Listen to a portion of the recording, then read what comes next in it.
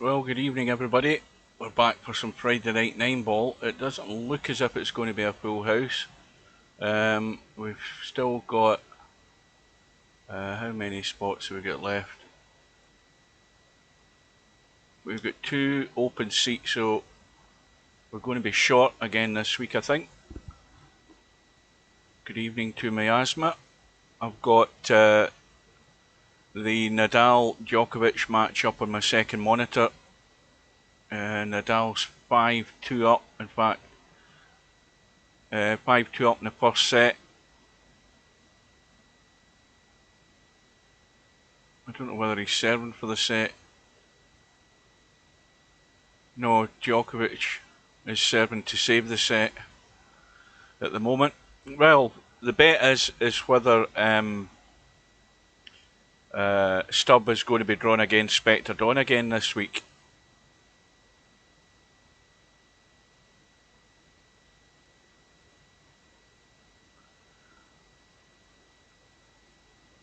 Yeah, that's great, Miasma. It's just a pity there's nobody on Discord. There's never anybody in there when I look in it. Nobody uses it. Yeah, but you're the only person that's there. There's nobody else there. Nobody's into using it. What's Stubb going on about now? He doesn't play in racist tourneys. Good for him. Right, the rooms are up. And it's Stubb and Spectre Dawn again this week. Steve's going to have to look at that. That's crazy, because I think the two of them have been drawn in the first round for about the last 4 or 5 weeks. We've got Stefan against Semi-Pro, the Reedman against Bankster, Slim against Miasma, Houdini against Simanx, Sergresh against Chris. So, we know what match we're going to be watching. Yeah, it seems strange that players are getting drawn together too often. Well, let me just change the settings here. I probably won't have time to do it.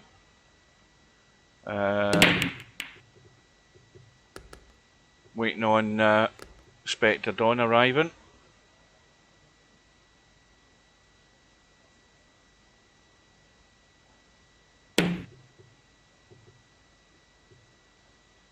And Djokovic is struggling to hold his serve for the set. Well, here we go. Once again, it's Stubb and Spectre Dawn in the first round, which tends to suggest that there's something far wrong with the way the bracket draws each week. Even with 14 in, this should still not be drawing each other each week. Stubbs won the lag. He will break, race to 7. And of course, Spectre Dawn is getting the 7 ball as his money ball as well, his extra money ball.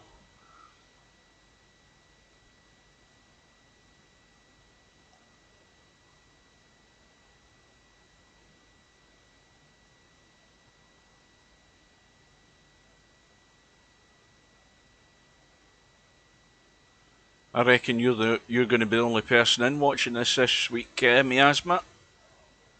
I don't think anybody else is there.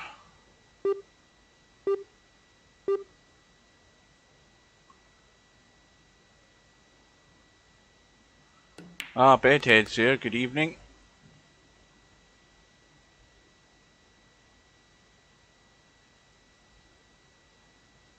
Well, the news is, in case nobody knows, well, bear in mind, Bedhead's already signed up for the tournament. This 9-ball event that's supposedly being hosted by Mal, I don't know how that's come about, but it's certainly set for Mal's liking. It's a short shot clock, which I don't like. Larry doesn't like it. And there's no jump cues, it's alternate break, it's everything that's bad about a 9-ball tournament. But anyway, the news is I've signed up for it, and I won't be practicing for it either. I'm just going to play at it for a laugh.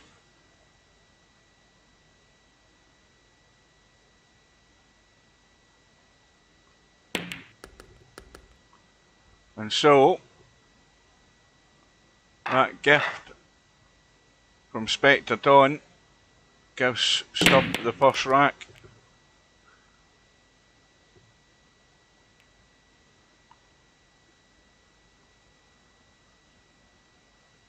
Well, I think that the reason I've signed up for it is because I think it gives somebody like me a better chance when it's alternate break.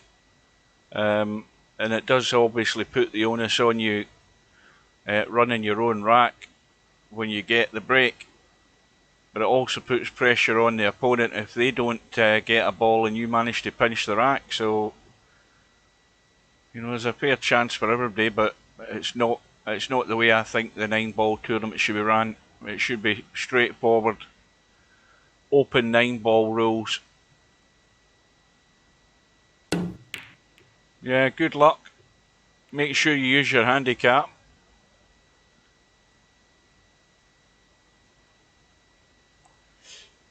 And I think Djokovic has won his serve, but now Nadal serving for the first set.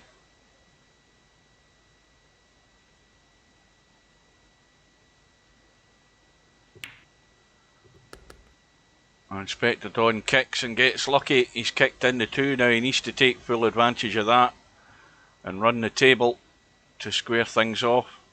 And of course he only needs to run to the 7-ball, remember. Now I'm saying remember purely for my own benefit because I keep forgetting. Now if he's going to chip this into the middle, he has to avoid the 4.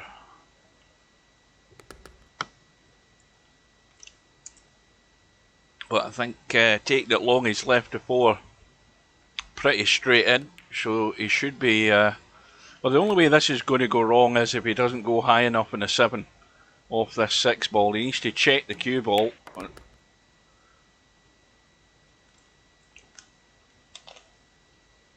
And that straightens it up.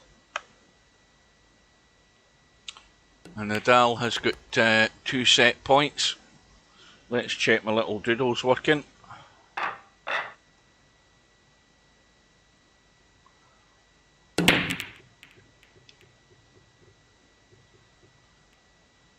Six balls thinking about it. It's gone in. And no shot in the 1 unless he fancies a long jump.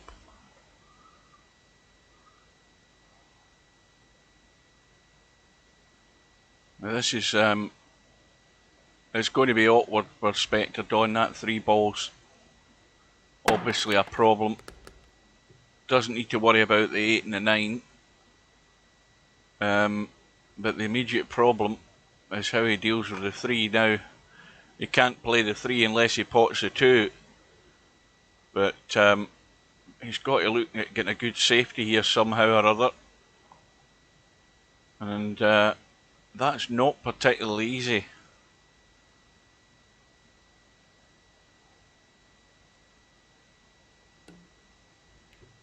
No, that's a good shot. Got it nice and thin. Very little movement in the 2. And that immediately puts pressure on Stubb. He might go for the bank, but he's only going to get 1 shot at it, and he's going to have to create something with the 3-ball. He's looking to spin around and try and hide behind this line of balls, and that is also a good reply.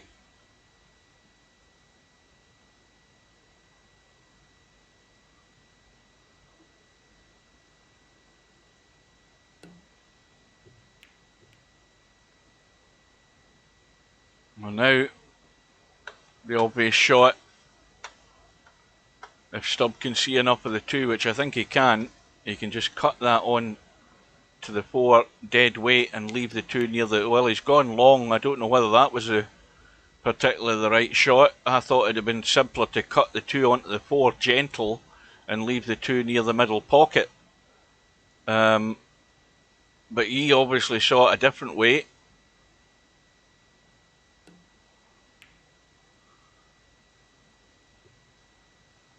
And that's given Spectre Dawn a fairly easy safety, although it is not difficult for Stubb to hit it, but the line that he's taken doesn't necessarily mean he's going to get a lot of distance, which he couldn't. But this time, Spectre Dawn could spin this cue ball. Well, he looks as if he's going to try and send the 2 up the table. That's not what I would have done. Again, he's played it in a good pace and covered the pocket with the 5, but I would have been trying to run the cue ball away.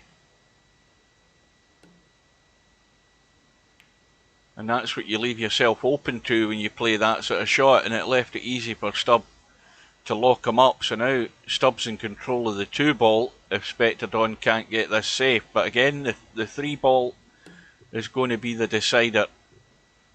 Oh well, he almost got away with it. Now, what's Stubb going to do to try and manufacture something on this 3? Probably not an awful lot.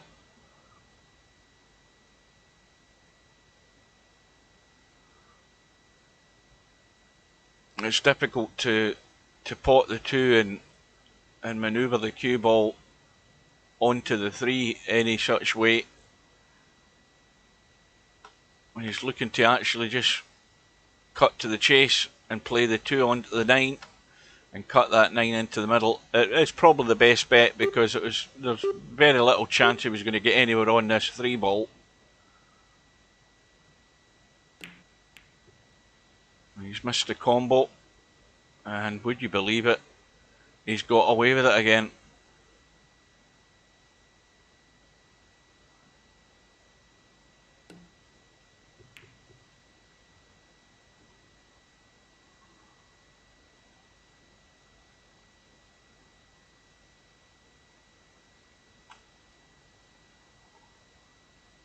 I don't know whether this works. I don't think it does work. No, it doesn't. It never works at Control V when I'm streaming, which is a bit annoying.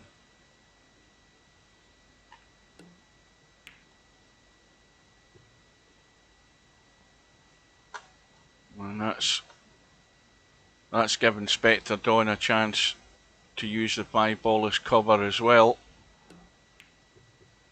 Oh, it's a poor one. I think he was hoping to run that 2 into the 8 there, but he's made a complete hash of it.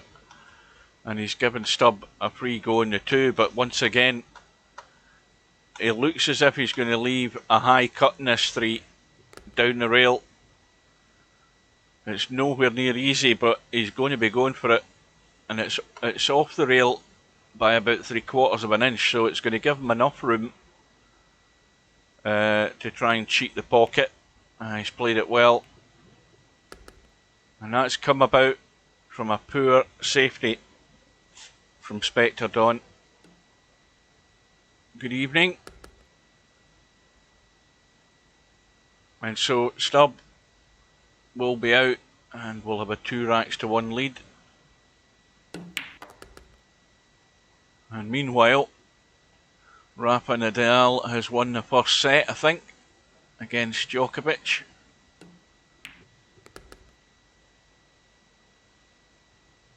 And Nadal is just, he's impregnable at this tournament on clay.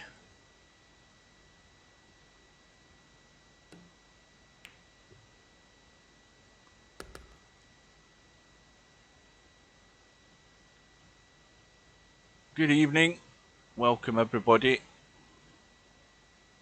So Stubb gets the reward really from a really poor shot by Spectre Dawn, so that was his own downfall there. The poor shot and the safety on the 2 ball, and that's given Stubb the 2-1 lead. But don't forget, Spectre Dawn, with the level of player that he is, he's getting a 7 ball, which is more than generous in this sort of tournament, and he can certainly make use of that 7 ball easily.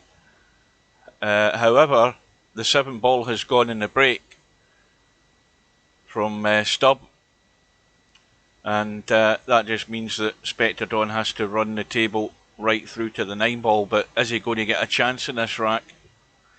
Well, Stubbs tried to go the cute way to get on the 2, and that's what's caused him to miss the one, and once again he's got away with it. Now Spectre Dawn can see the gap here, and I don't think he can. Well, he can, but the awkward thing is he's right on that 3 ball, and he needs to get lucky. And, well, he hasn't really.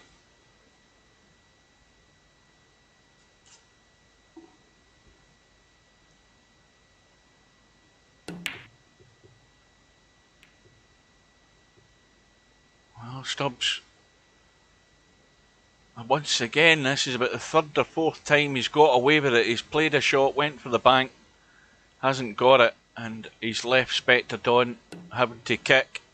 And Spectre Dawn this time hasn't even got the kick. Well, I'll tell you something, he's going to have to work on his kick shots, because he's going to have to get used to that in this upcoming tournament, which starts, I think, the 16th of July. Good evening.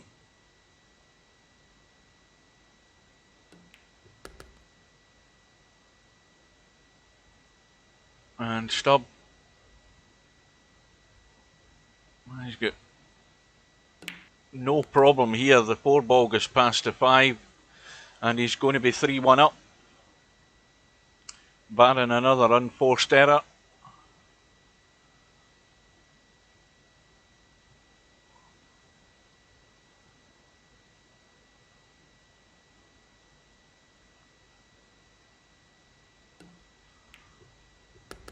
Oh dear, well, what's he done here? Has he?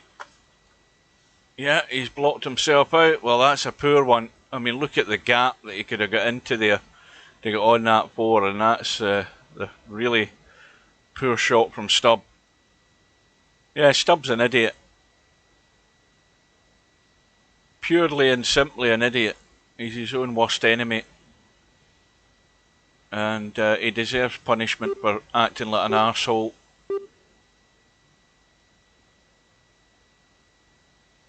Good evening to Cheeky Chico. Good evening to Gloria.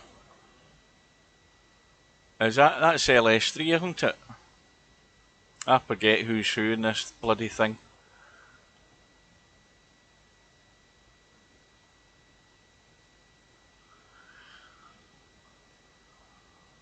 So Stubb got out a hole there, but he's still going to have to do something here.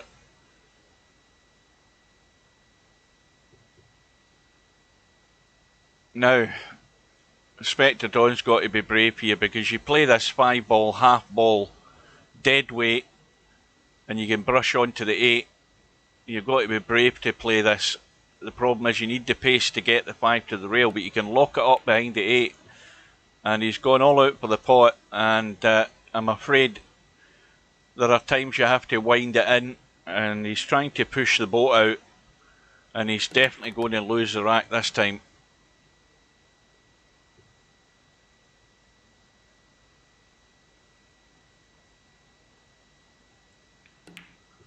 Yeah, I'm going to be playing in it.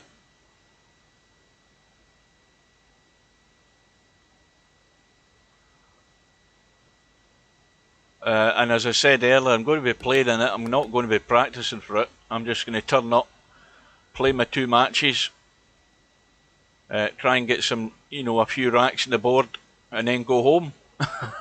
Simple as that. Because the chances are I'll be playing at half asleep anyway, as I normally am.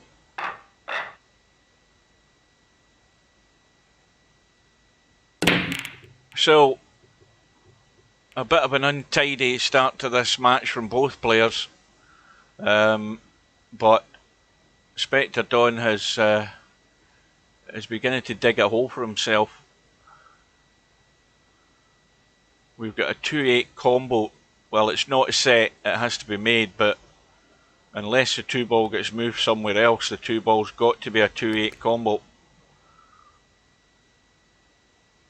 Well, that won't work because he's ran straight into the 9.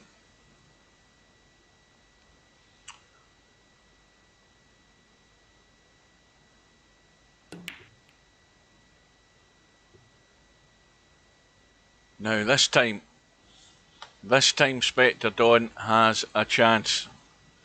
Now he can just roll the 2 in and roll right through, and he can take that 3 into the middle. And that means that you're not doing anything with the cue ball, but he's running it. You see he's running it and running it and running it. He's almost there. He didn't have to do that though. But the problem would have been that had he just finished on the low side that I was talking about, it would have been more difficult to get in the 4. But now he's got to back himself. Now again, a reminder that Spectre Dawn only needs to get to the 7, and he's really got to be out this time.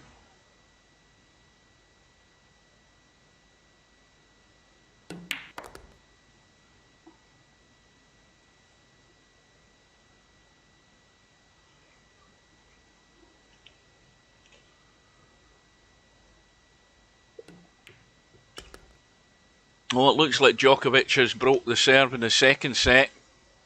Yep, he's 2 games to love up and serving in the second set. And well,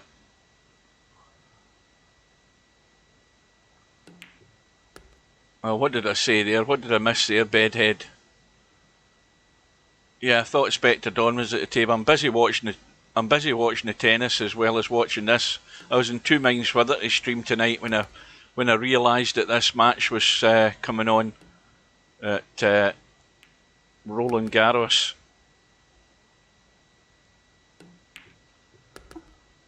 But anyway, it's right enough. Stubbs 4-1 up. But as we said earlier, I mean, before this tournament started tonight, I was taking bets with myself as to whether Stubb would end up playing Spectre Dawn yet again. And Miasma's mentioned also that they're playing One Pocket Slim in the first match again this week.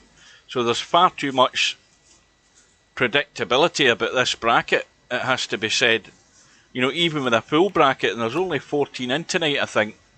But even with the 14 in, we've still got Stubb playing Spectre Dawn in the first match. There has to be something wrong in the algorithm in this tournament setup, where these 2 players are drawn against one another pretty much every week. It's almost a guarantee.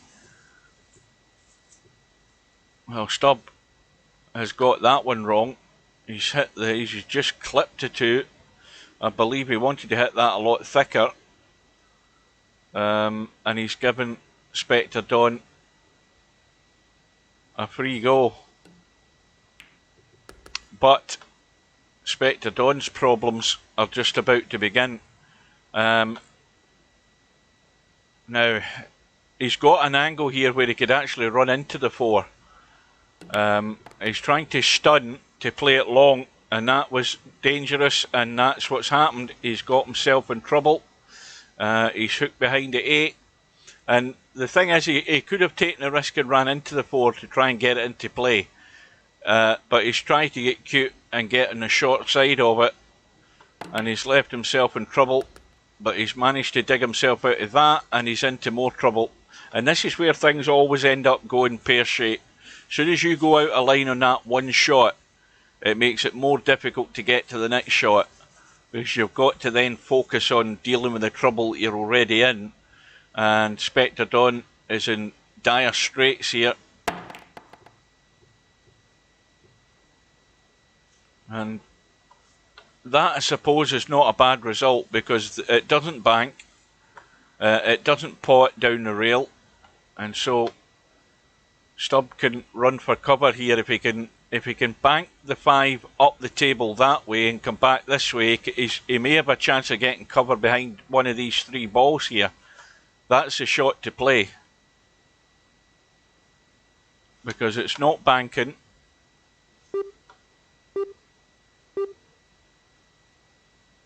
It's an easy enough safety to play. You've just got to get lucky and get the weight right.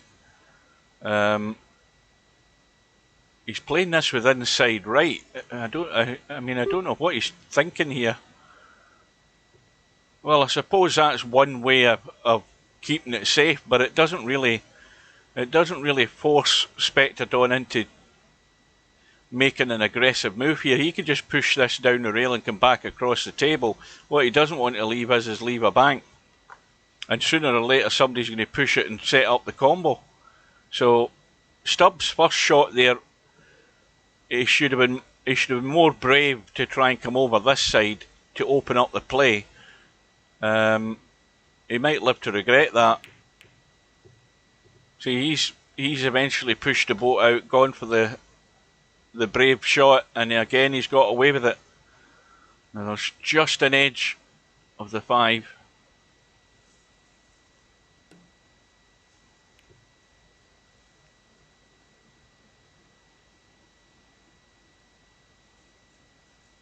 And again, it has to be feather-light thin. Wow, again, Stubbs just he's trying to keep things really, really tight. And I think he's relying on Spectre Dawn making that mistake again. And Stubbs got to be mindful of the fact that Spectre Dawn only needs that 7 ball, and that's why he's been ultra cautious and not taking any risks. And what risks he has taken, he's got away with them pretty much every time.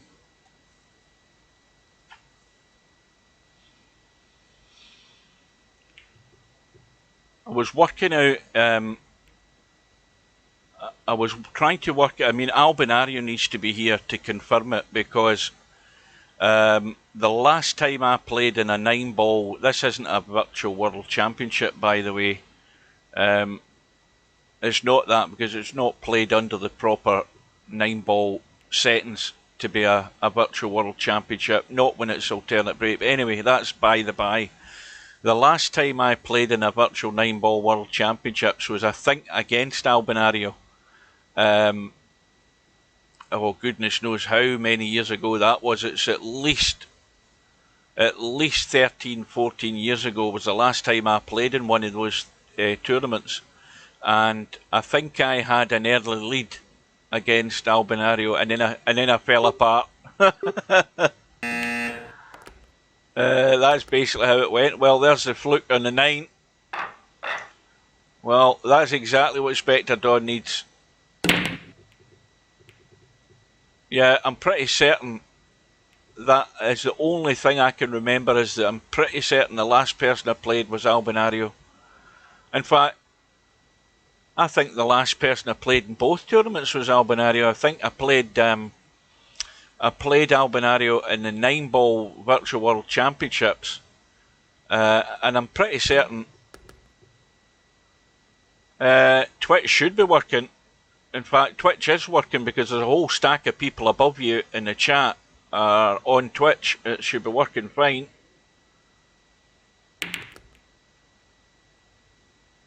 Yep, Twitch is up and running, no problem. What was I saying? Yeah, and then I played Albinario in the final of the Virtual World Snooker Championships, which Albinario beat me 18-16 in the final.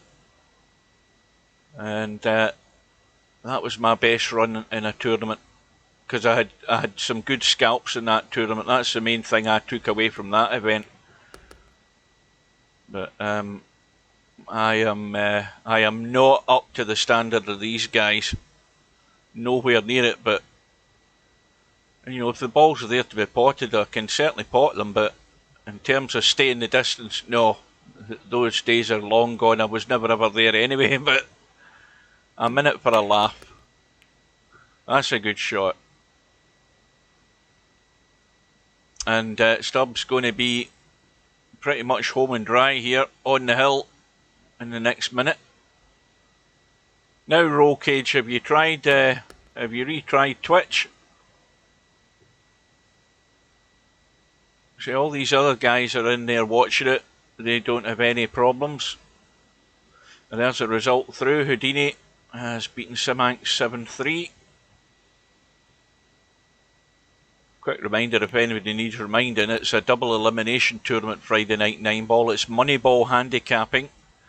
It's not rack handicapping. In this case, Spectre Dawn is getting a 7 ball, but he ain't going to get there because Stubb is all over him like a rash at the moment.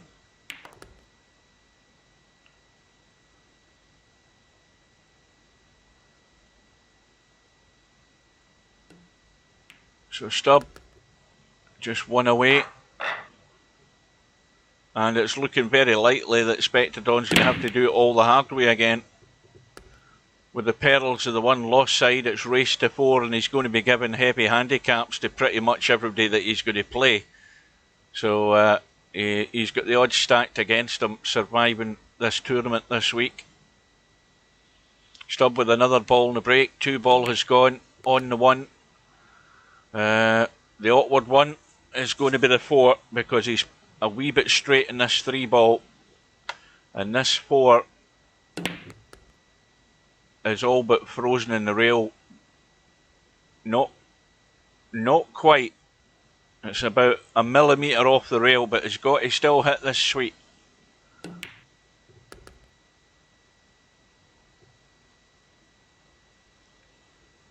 Yeah, you had to request a new code. What's that about, Potman?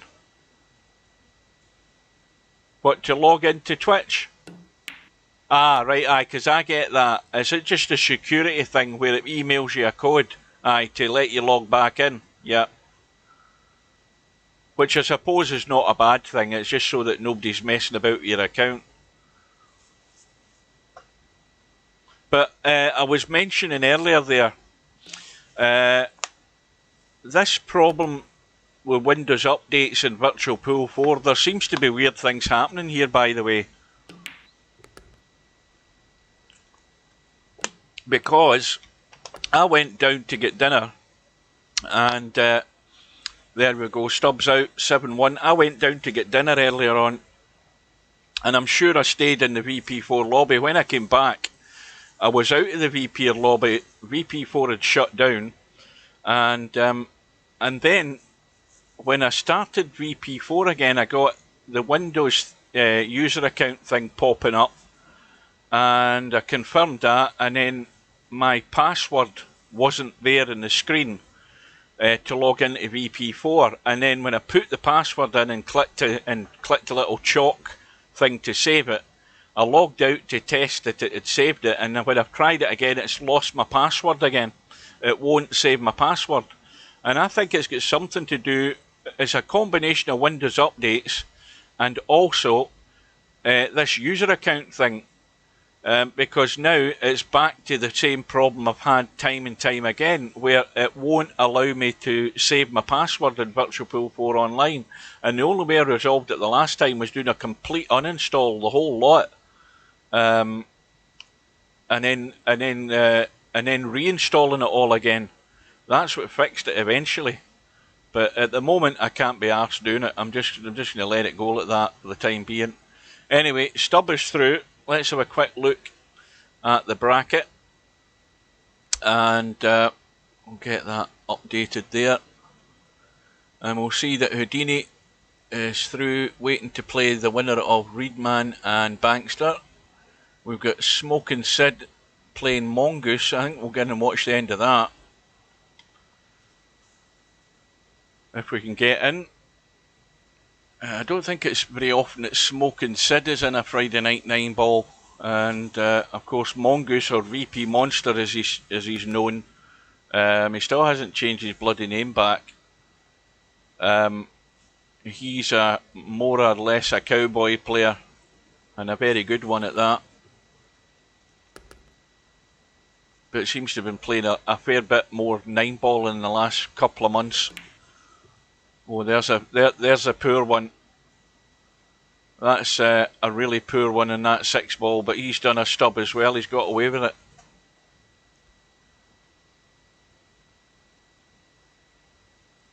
So your VP4 was shutting down when you clicked on a challenge room. That's a weird one. I've never had that. I've never had that happen. That's strange. And Semi-Pro has gone through against Stefan by 7 racks to 4. Where's that in the bracket?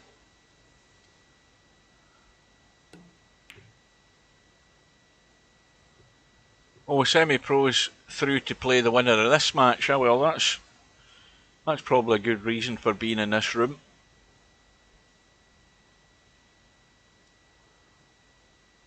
That is really annoying, though, that you've got the password save option in the online login when you want to play the game, and for me, time and time again, I've lost it, and I don't know what it is that does it, but I'm pretty certain it's got something to do with Windows updates and this user account thing and the level of security that you have it set at, because it's mucked up the password save thing again, which is just annoying. And another result through. One Pocket Slim has beaten my Asthma 7 racks to 4. Good evening to Semi-Pro. Oh, another duff shot there by Smoking Sid. Again, trying to be cute. Rather than playing... The simple shot was to pot that and run across the table for the 9, rather than trying to be cute and hold it for the 9. And when you start doing cute things like that, that's taking your mind off the job in hand and actually potting the ball. And he's paying the price for that, because it's let Mongoose survive another rack.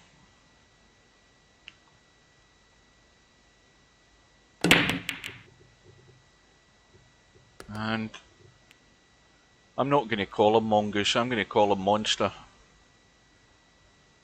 But he's got a ball in the break, and he's got a shot. And of course, the other thing I forgot to mention is this is a scratch match, there's no handicap. Meanwhile, back to the Djokovic-Nadal match. Djokovic is 3-2 up. It looks as if it's back on serve, because Nadal serving to square the set at three racks, at 3 games all in the second set. And VP Monster should be out here, but that's not always a guarantee. Probably very much like me in the sense that he can pot a ball, but you know, not playing this game often enough to the same amount of racks that the other guys play. He's prone to getting out of shape, getting out of line on the way to shot, because again, in Monster's defence, he doesn't play a lot in the 9-foot table. An awful lot of his time is spent in the 10-foot table. So it's a bit of a foreign table that he's on here, and things like that. It looks sloppy, but I say it's just the fact. Table time and practice, and the eye line. You know, the natural eye line that you would take on a line-up in a shot like that isn't there. It's pretty much a sort of memory thing. When you look at a lot of these shots, you know just to play them.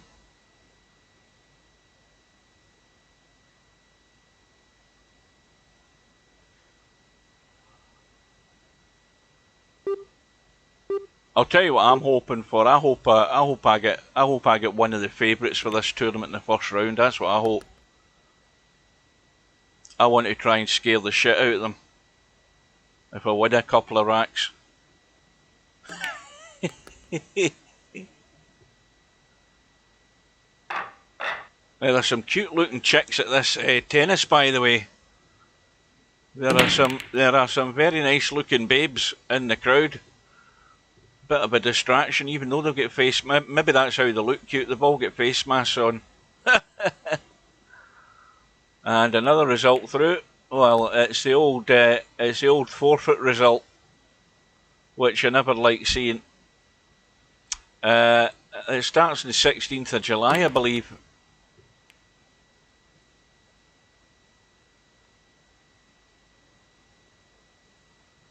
I'm watching. I've got tennis on the ITV player, the ITV hub on my second monitor. Oh, that's a scratch.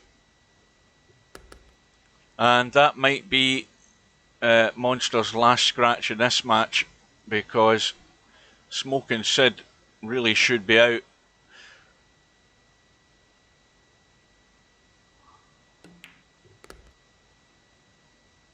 What are you watching tennis on, Hugh? Miasma says it does, which I don't know what that is an answer to. Oh, right, that's confirming the date that it starts, I believe. And then Semi-Pro says the Reed man is a cock. Right, that's fine.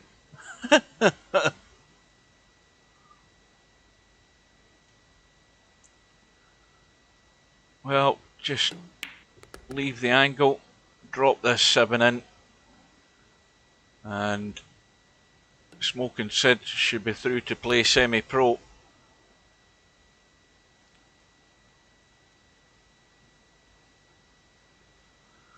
Oh, I was going to say something there, but I bit my lip.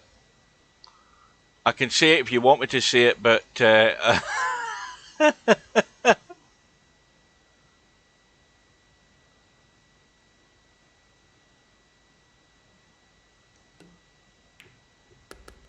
anyway, Smoking Sid is through by 7 racks to 4, and Monster goes through to that one loss side. And a quick update in the bracket, and we'll see that, well, that will update in a second or two, but we'll have Smoking Sid through to play Semi-Pro. Oh, it's ridiculous that I'm sitting right in front of the PC monitor and I've got to get out my seat and go right over to the screen to read these names. Houdini and Bankster are starting their match in round 2. The match between Sid and Semi is about to start. We've got LS3 2-0 up against Stubb. Right, we're going to go in and watch that. Yeah, Smoking Sid's been around for a long, long time, although he doesn't play an awful lot. Or at least if he does, he plays in the middle of the night when we're in bed. Well, there's a cracking shot by LS3. What a shot that was. And nicely on the 4. And LS3's getting a 5 ball, and she can take every advantage of that 5 ball because she can pop balls. And that's the big difference.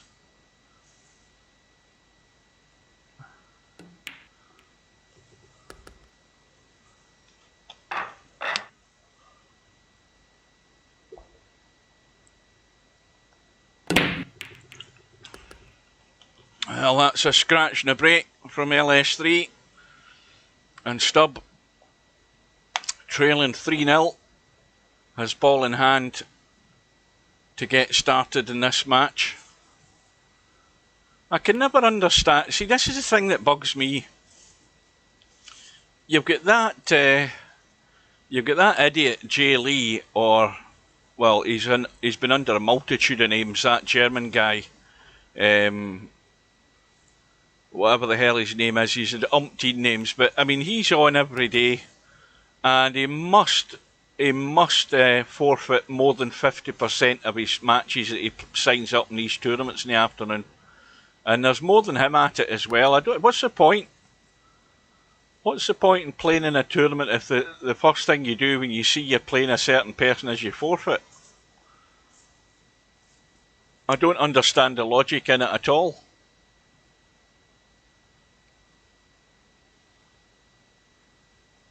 I've just got to be careful to get that spin working to go on this 5 properly. And well, he's dead straight. He wants to draw past this 6 ball clean, unless he's trying to pinch something on this 5 ball. Yeah, he needs to just draw past it clean. He's got plenty of room to do it, just so he doesn't run into the 6.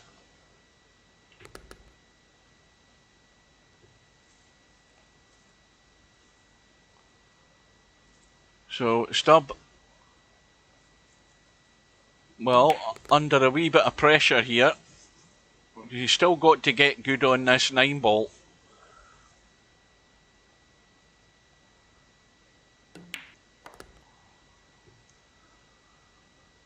Well, it's going to be Well, unless he just cuts across to the short end of this 9 ball, he can draw back up and across the table to the top side of the 9, which is what he's doing. 9's off the rail, so this should go in no problem to get 1 in the board. And meanwhile, Djokovic has broke serve again. He's 4-2 up in the second set against Nadal. 9 ball in a very dangerous position, bottom left hand corner. The break is dry from Stubb, and the only problem is that Semi-Pro's got a shot in the 1, but if she can get to the 5, she's going to have to get extremely good on this 5 ball. There is not an awful lot of room to work with, but the 5 will go as long as she can get really good on it. Oh dear, what's she done here? What's she done here? Well, that's a bad one. Touched like a sledgehammer. Now, what you don't want to do is move that 5 and 7 by pushing this 3 to the short rail and in towards them. I mean, you could do that as a safety, but you don't want to be opening things up over there.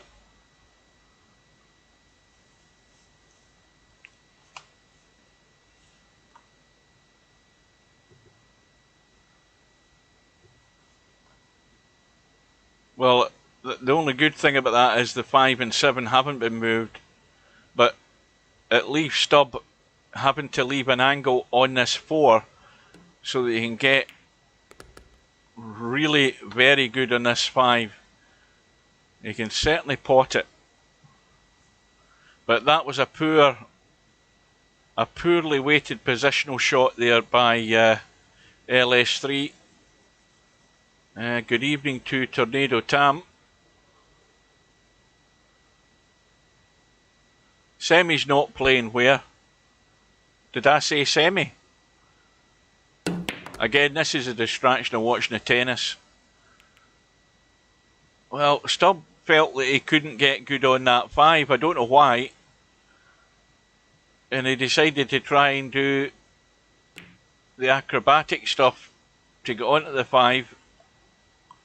Oh, I don't know what I'm doing. I'm too busy. I'm too distracted. I should have been watching this tennis instead of this tonight.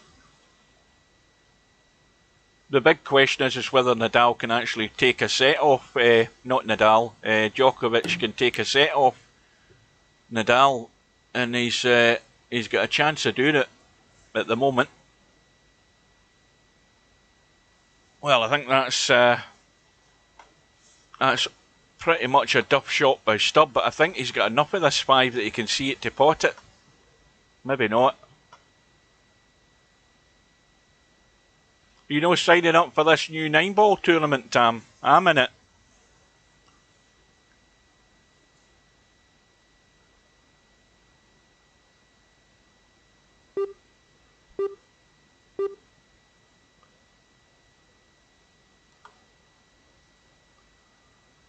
The more I look at it, the more I don't think it goes.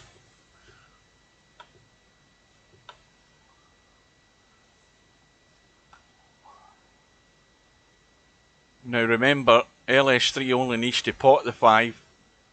Now, I think she can get to that, yeah.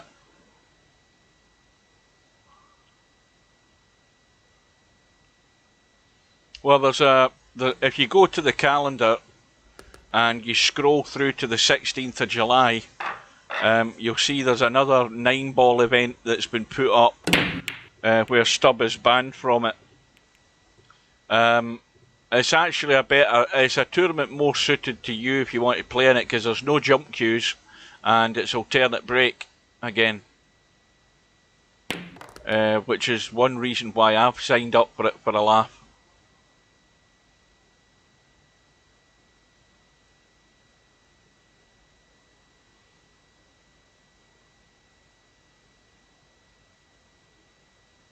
This is a bit like, I put it in the same context, as a bit like Dennis Taylor coming out of retirement and playing one final tournament. Well, the 3-9 combo. Looks pretty good to me. And it is to Stubb. And he's back to within 2. Ball in the break. That 5 ball, look at the 5 ball. That 5 ball is right over the corner pocket, bottom right. And Stubb's going to have to play the combo to get rid of it. Because obviously LS3 could knock that in at any time. Oh, I think he's made a duff shot there. Well, that's a poor one from Stubb. That is a proper numpty shot tonight by Stubb, that one. Again, he's trying to be cute to keep the 1 ball there. And if anything, the one thing he had to do was make sure he get rid of the 5 and take the risk of the 1 ball going into the table or going safe. But he just gifted that rack to LS3. A really poor choice of shot there by Stubb, trying to be cute. But you've got to get the 5 ball out of the way. And he's made a right hash of it.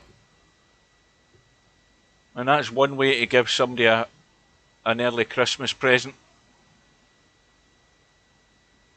Well, Simank's got the tip and what to do to get him to forfeit. If the guy hasn't got a clue and doesn't... Where the hell's this guy from? This Reed man, does he speak English?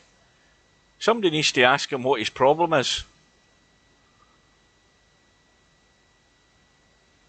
And again, maybe he's 12 years old or whatever. You know, that's the problem with no being able to see people. You don't get a proper judgment in their mentality. Whether they're just plain dumb or, you know, they don't understand the concept of competition.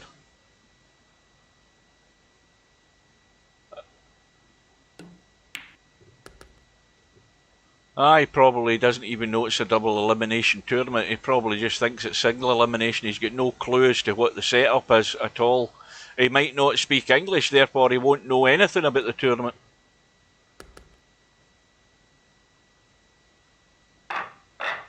But anyway, LS3 has got Stubbs back against the wall. 7 ball in the break. And, well, it's going to have to be just mind your business here, LS3. Well, this is the first problem. Now, the first problem here is to take the risk and try to run this cue ball around the angles here, because you're going to run into something. Still got half a shot in the 3. Now, what's happening in the tennis? Let me have a look. Put the scores up. It's 5-2 to Djokovic, and Nadal is serving. So Djokovic at the moment is looking favourite to be serving for the second set. Your lucky won't last. Enjoy for time being, K. Well, Stubbs going to have to get lucky in the one loss side, because he's going to bump into Spectre Dawn again, more than likely. And LS3, making full use of the 5 ball money ball, wins the match by 7 racks to 2. Now, that match between Semi-Pro and Smoking Sid, let's just dive in and see what's going on there.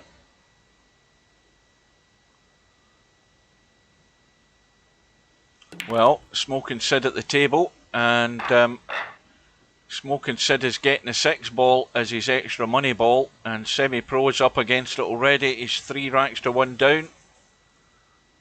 But again, just to put things into perspective, Semi-Pro's got himself to a 2,300 rated player.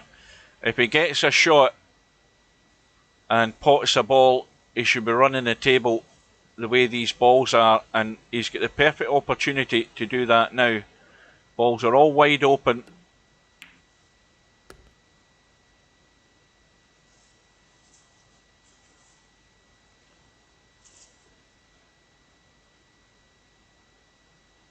And this is a tough one.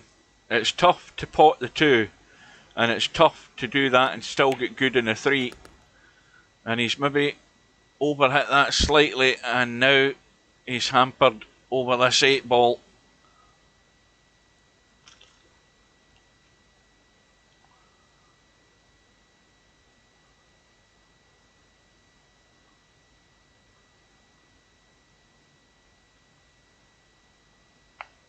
And encounters are randomised.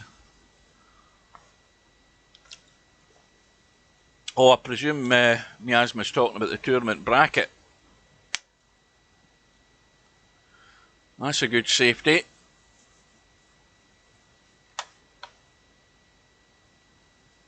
Nice feather light edge on this 3-ball is what's required here. Barely a touch.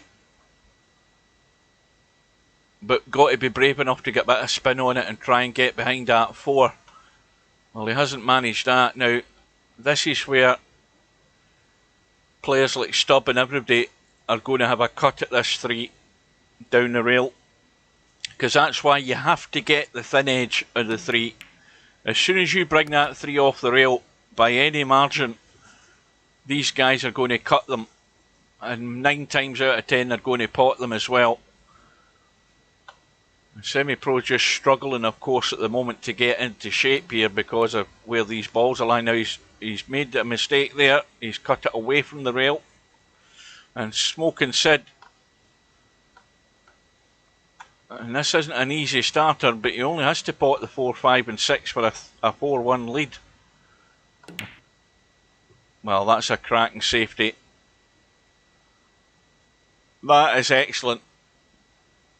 And that's good in every aspect because he's got that cue ball tight and Semi-Pro's options have got to be at least 2 rails to get to this 4-ball.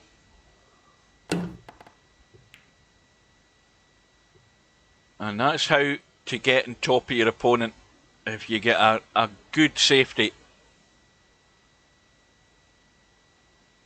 You've eaten 3 chocolate magnums. Well, if I had a box of 3, I would probably eat them as well. Because I know that once you've ate, it's a bit like Jaffa cakes. Once you've ate 1, who's to stop you eating the rest of them? That's why I don't buy them anymore. I don't buy Jaffa cakes, because if I open a box of Jaffa cakes, they're gone. And those magnums, they're a bit lethal, the same thing. Once you start one of them, you might as well eat the rest of the box. So Smoking Sid just needs to roll in this 6-ball, get every chance of getting it into the hole for a 4-1 lead. Well, there's going to be a bit of a minefield. Well, no sooner have I said that, the commentator's curse has done it again. He's tried to run it in. He should have just nursed it in. And it would have a much better chance of going into the hole. And now he's given Semi-Pro the lifeline he wanted.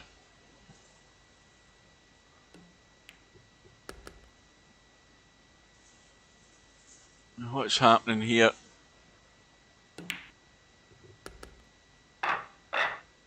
Well, Djokovic is going to be serving for the second set. 5-3 up.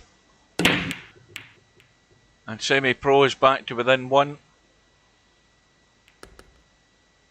Oh, well, a ball has gone in.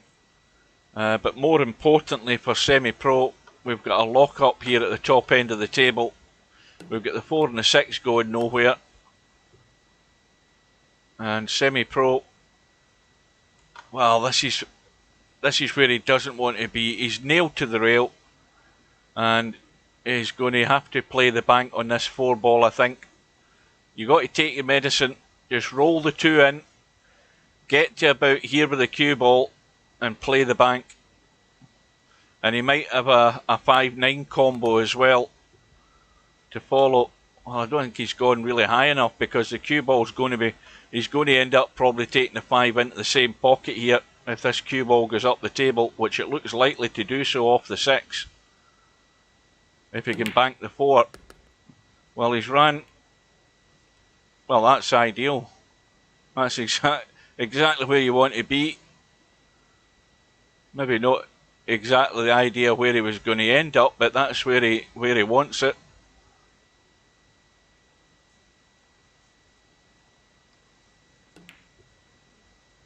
This needs to slow down, this cue ball. He's left the cue ball get away there. And now again, this 6 ball will bank, but it's a lot more difficult, and just you've got to step back and have a look at the line to try and make this bank. Well, he's going for the cut, but the cut was never on. He was way too close, but look at the result. Oh dear. Well, Smoking Sid won't be too pleased. This is ugly. It's going to be 3-all in a minute here if Smoking Sid can't get anywhere near this 6 ball. And he's going to struggle to do it from this line.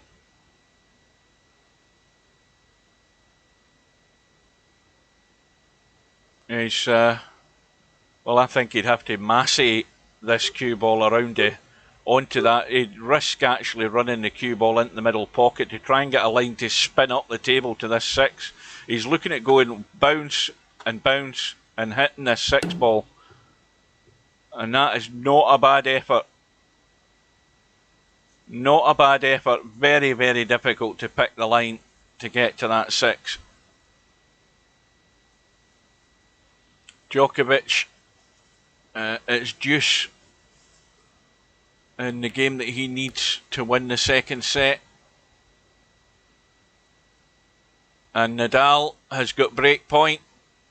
Nadal is again all over him like a rash here to try and get it back in level terms in terms of breaks in the second set. Really putting the pressure on Djokovic. And meanwhile, Semi-Pro is going to be back all square.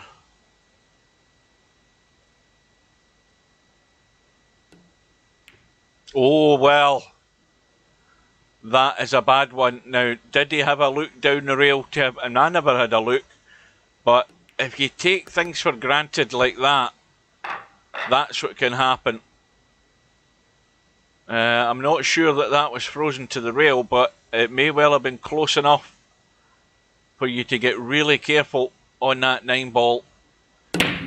And Semi-Pro's played a dud shot there, and he's gifted it to Smoking Sid for a 4-2 lead. Although the break is dry. 2 balls right over the corner pocket. Now what does Semi do? Does he go for the combo, the stun off the 1 onto the 2 with the risk of scratching? Or is he going to just push the 1 to the 9 and run for cover? Well, he's went for the combo. What a shot. Well, that sort of rescues the situation from the last rack and gets him back within 1. And meanwhile, Djokovic is at set point here. Advantage to him. 5-3 up in the second set. He's got to take this home. He's got to take a set off Nadal to put pressure on him.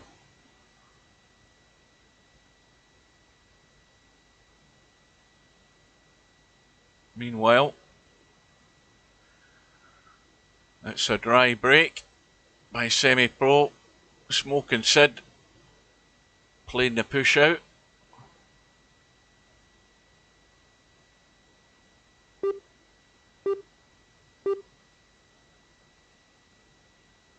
And Djokovic has tied the match up. It's 1 set all.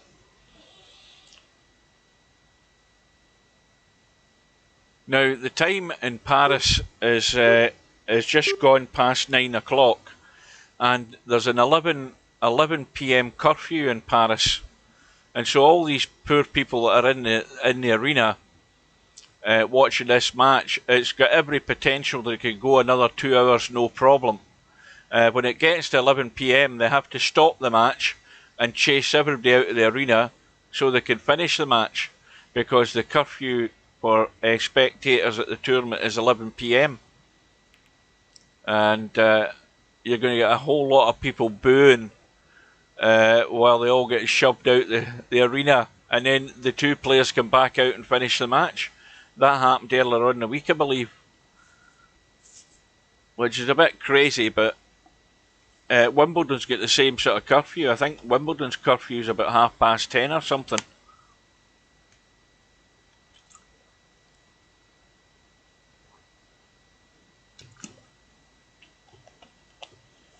Oh, this is going to scratch. Is it? No. Anyway, it doesn't matter.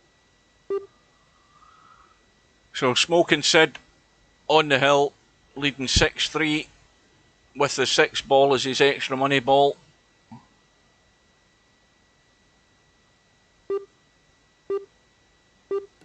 Well, he's going to be away for, how long is he going to be away? He's going to be away at least 3 weeks. I noticed he was in the lobby earlier on this afternoon. He was in under his other disguise, but I spotted him.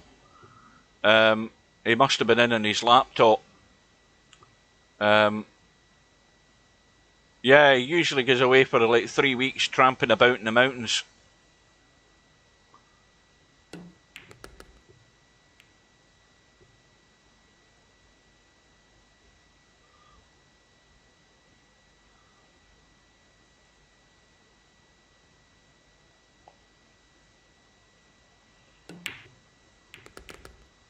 And Semi-Pro plays the bank, 3 onto the 9.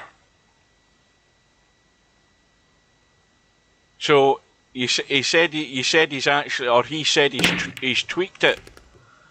Aye, well, he won't be doing anything like that until he does get back. He wouldn't be doing an update before he goes away. He'll always do an update when he's going to be around, in case things go pear-shaped. And Sergresh has won a final rack decider against Slim to stay in the winner's side.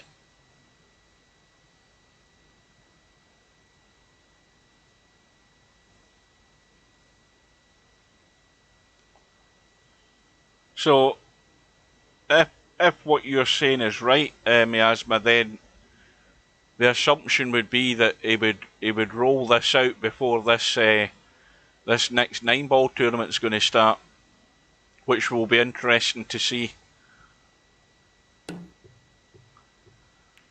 Well, Smoking Sid didn't find anywhere near the line to get to that 1 ball. And so Semi-Pro is going to have to do what every 2,300 rated player would do in this situation with ball in hand, and that's run the table to get back to within 1. Well, it looks fairly simple. The only thing that can go wrong here is going the wrong angle on the 5. He needs to get a good angle in this 5 ball, and he doesn't want to be, well, he should be out in the table rather than into the rail. He's gone dead straight, and that's the one thing he didn't want to do. So now he's got to just nurse this in and roll through a tad.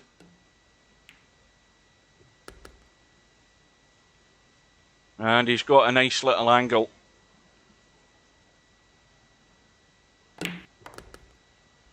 And VP Monsters won a final rack decider as well on the 1-loss side against Stefan. 4 racks to 3. Meanwhile, Semi-Pro with the break to try and take this match all the way.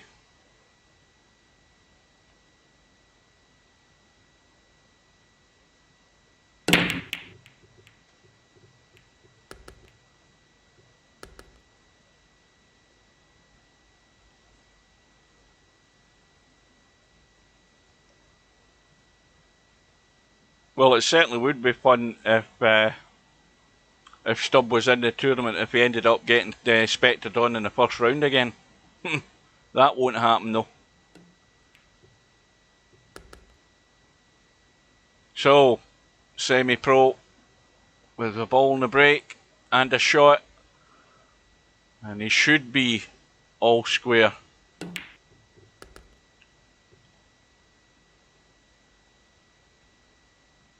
Well, Miasma's talking about, if you'd looked at the Friday night 9-ball the last few weeks, we've had Spectre Dawn paired up with Stubb in the first round more often than not in Friday night 9-ball the last few weeks. And even Miasma has been drawn with 1 pocket slim more than once the last few weeks as well. See, there's too much of a coincidence for this happening. in a field of 14 or 16 where the same players are getting drawn each week. That's not right.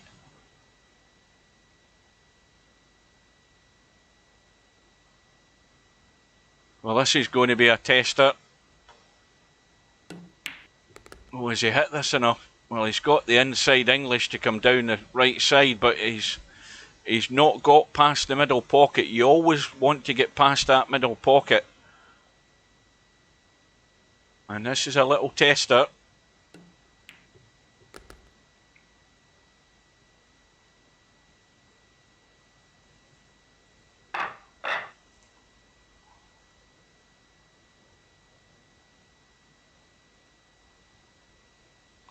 And so, here we go. Semi-pro break-in. In the decider, and he's come up dry. On another result through, Bankster has beaten Houdini by 7-5. Tournament's moving on rapidly, which is what I like on a Friday night, because I like to get to my bed.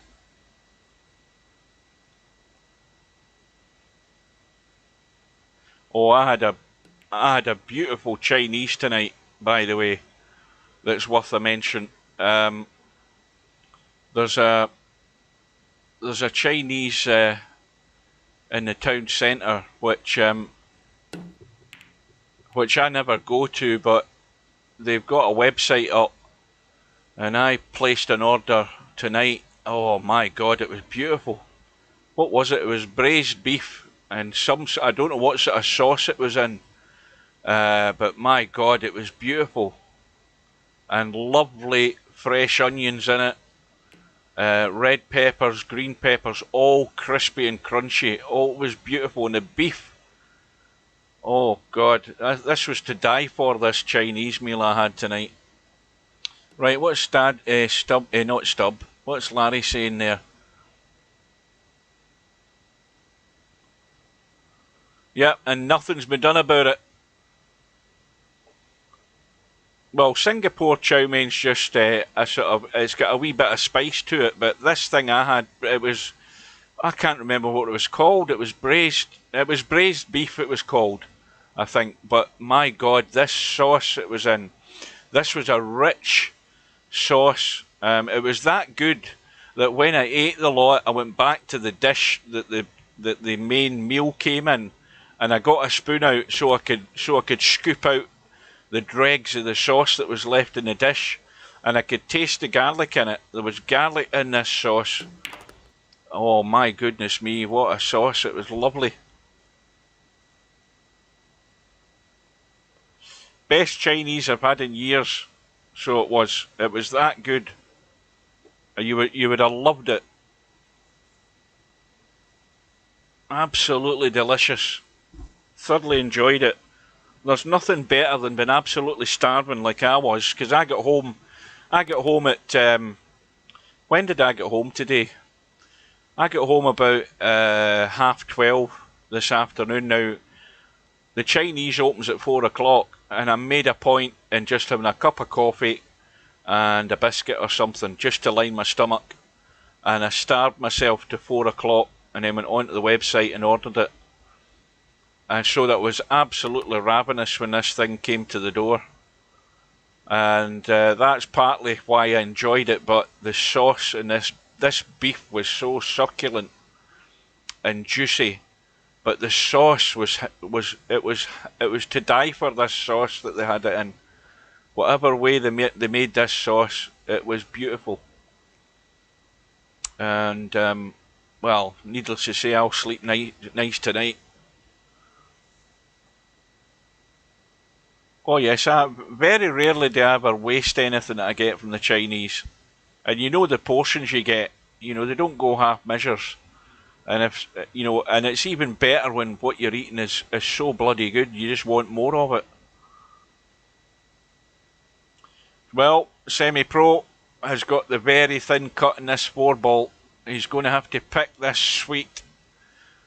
And he's going to have to play an awkward 5-ball as well, I think, depending where the cue ball finishes up. Well, he's not risking it.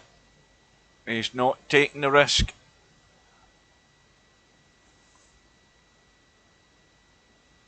You know, if I was to give this meal that I had tonight marks out of 10, I would give it. I'll tell you the only thing I would say is that if I was going to give it marks out of 10, I would give it 8.5 out of 10, and the reason I say that is because there wasn't enough fried rice. Well, there's a good cut by Semi-Pro. The fried rice actual dish wasn't full enough for my liking. I like it to be cram full, but other than that, it was absolutely beautiful. And he needs to keep running. He's just the wrong side of this 6. And, well, I think he can avoid the 9, but he just needs to make sure he brushes off it so that he's going to be reasonably good. Eyes fine. Well, there you go. It's strange how things can go wrong. Just the wrong side of the 6, and he had his eye on where, see, that 9 ball being there was the thing that was a distraction. Because the danger was running into the 9 half ball and suddenly find yourself hooked behind there on the 7. And that's just the distraction you need to cause problems.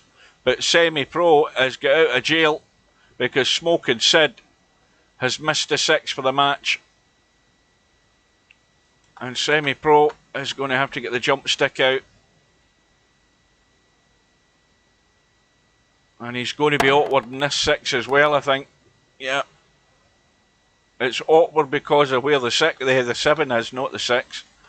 And also the fact he's got to go on the 9 now. Does he dig right into this 7 ball? Or does he leave this 9 awkward? He's going to dig in and come across. And I think he's got it pretty nigh perfect. And Semi-Pro's escaped there. Sid had a shot for the match, but Semi-Pro goes through. Well, we must be well on in this tournament now. Let's have a quick look and see where we are. Meanwhile, once we've done that, LS3 is up against... I need to get out my seat again. Up against Sergaresh. Sergaresh getting the 8 ball is 3-1 up.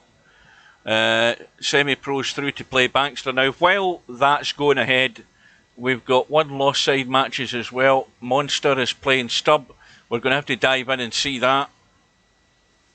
Oh, look at this here with ball in hand for Monster.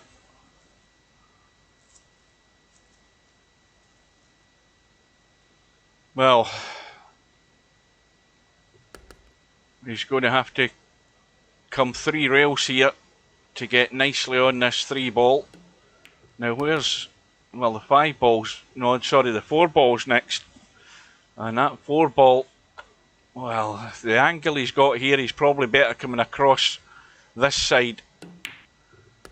He needs to watch the cue ball. Commentators curse again. And he got into it too much. And Stubbs get ball in hand to go to within 1 of surviving another round.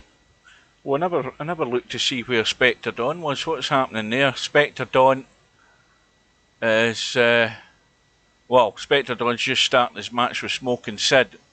Chris is playing Houdini. And Simanx is playing Slim.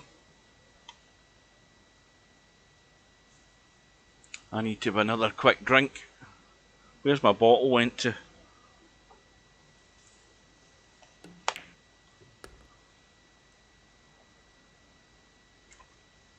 I think he's gone a bit straight in this 8 ball. Let's have a quick look.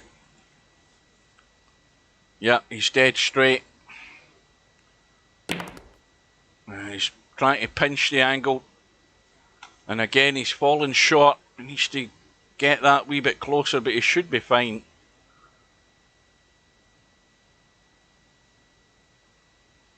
What I was going to do is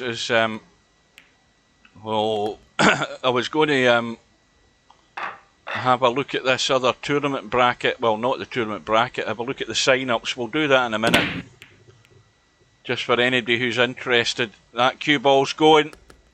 Well, VP Monster is going to have ball in hand to take this match all the way. The question is whether he can run out. And there's a result through. One pocket slim, comfortable winner against Simanx. And this is the first tester here for Monster, is getting the draw right on this 2-ball, because he's dead straight and he doesn't want to run into the 9, so he's got to just get the pace right.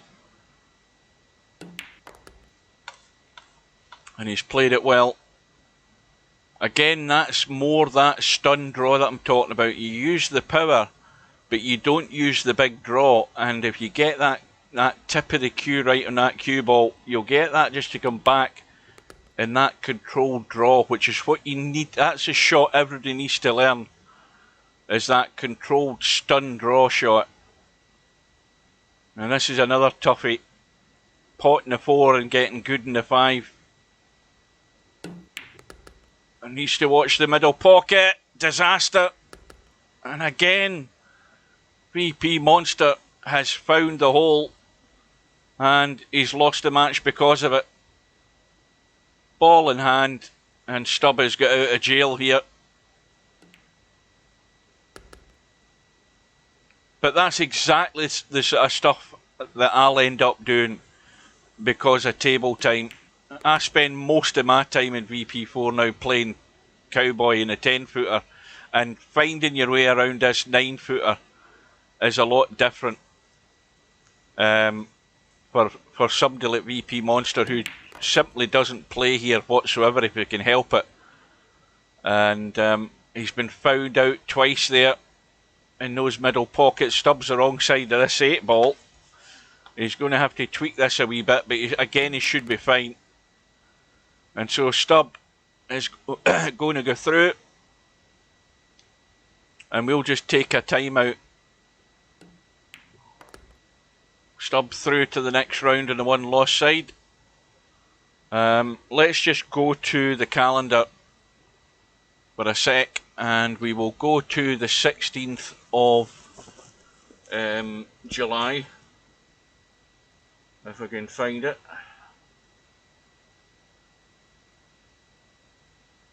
I mean, there's probably a quicker way of getting there, but I'm just going to go through July till I get there.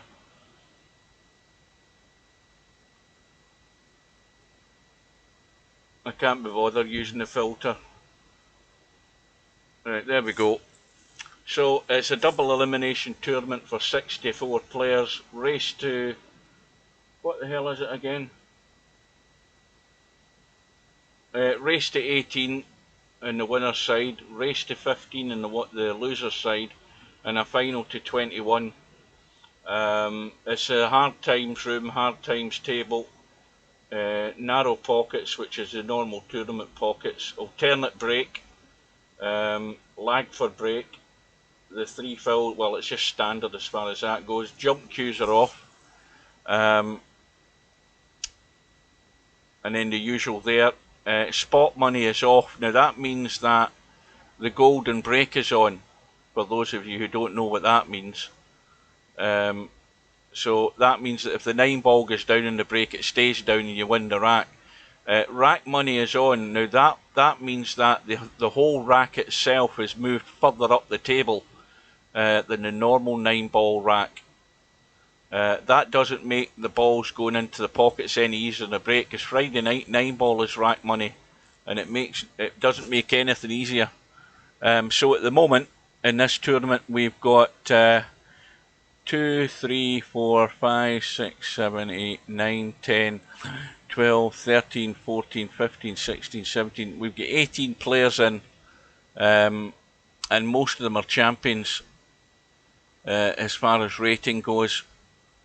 Linus is another player who plays a lot of cowboy in the mornings. He's a pro. Again, simply because he doesn't play 9-ball. That's the simple answer to that. He just doesn't play it anywhere near often enough. But I think everybody else that's in's champion rated. So that's something to look forward to. It'll be interesting to see if Steve does that update as to whether that's going to affect it make it any different in terms of how well these balls are going to break. Meanwhile, back to the bracket for tonight's tournament and get this thing to work. So now we've got LS3 playing Sergresh. Sergresh is what, 4-3 up. Semi-pro playing Bankster. Bankster's getting, what's Bankster getting? The 5 ball. And Bankster's 1-0 up already in that match. We've got Spectre Dawn with Smoking Sid. Smoking Sid 2-1 up in that match. Stubb is about to play Slim. And I think we will join the Spectre Dawn match just in time to see Spectre Dawn square the match at 2 racks all. And the break looks dry. And Smoking Sid again getting a 6 ball, and he's got a shot to start with. The problem though is he needs the 5 ball as well, and the 5 ball's hidden away behind the 8, so there's nothing doing there for him. That is not a healthy situation for the 5 ball. Now what's happening in the tennis? Let me have a look. It's 2 games all in the third set, and Djokovic is, Nadal is serving.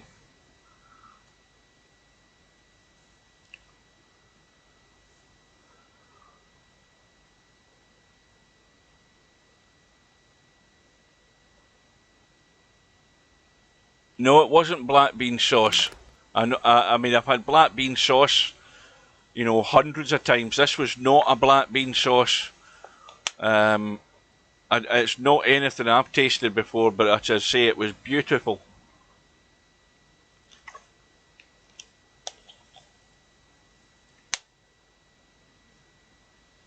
And it must have been the garlic that did it as well. There's that little hint of garlic in it.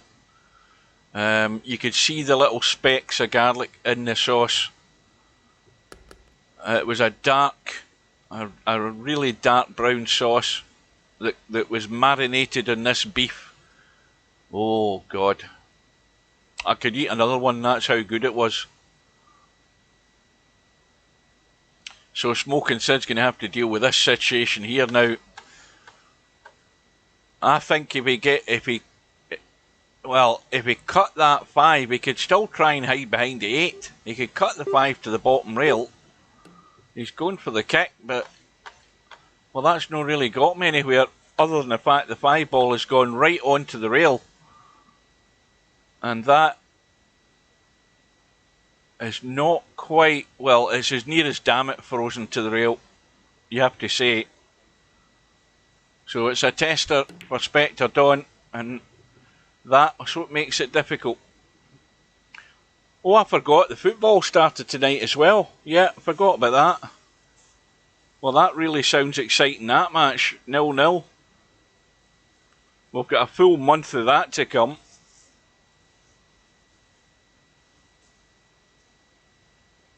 I wouldn't imagine that Turkey are a great football team, or their national side is anything great, but who am I to know?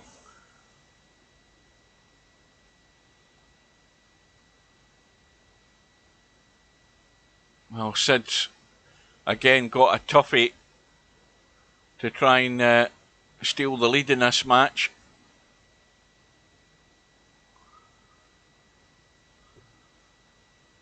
Yeah, that's just asking too much, these nasty little cuts. Well, he's been very critical of himself there, but I don't know whether it was a shot before it to where he ended up in the 6, but that was not easy.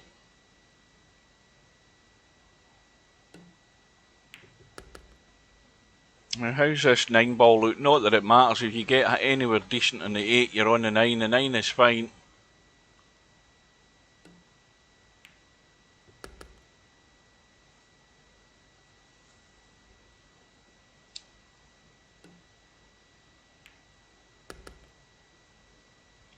Well, you do realise that as far as Scottish fans go, they don't care what happens in the tournament as long as Scotland beat England when we play them.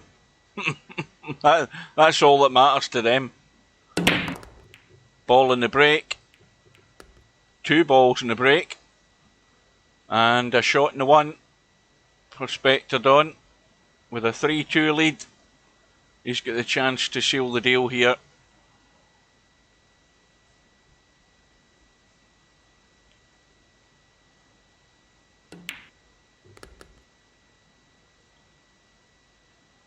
Oh, Scotland won't win that.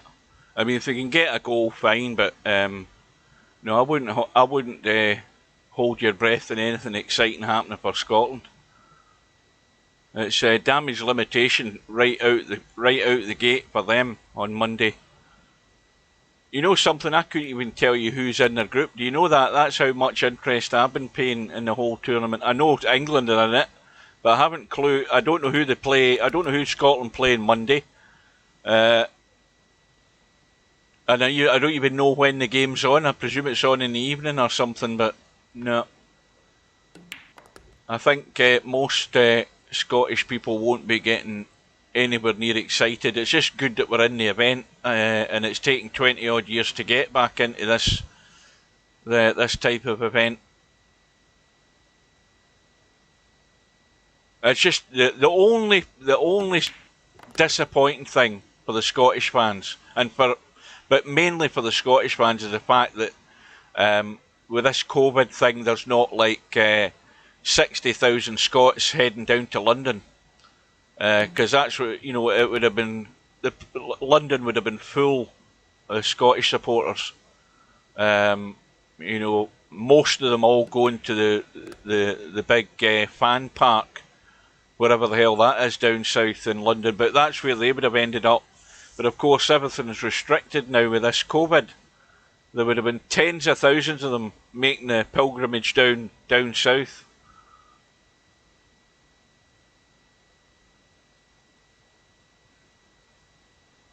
Right, so Spectre Daunt survives. Smoking Sid is going to have to try again next time.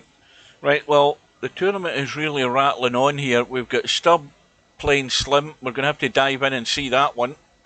And Slim is 3-0 up, and Slim is getting the 6 ball. And it's his match to lose now, because he's at the table. He's on the 3, and we might have a quit here. We might have a quit here, a rage quit before the match is done. Let's see what happens.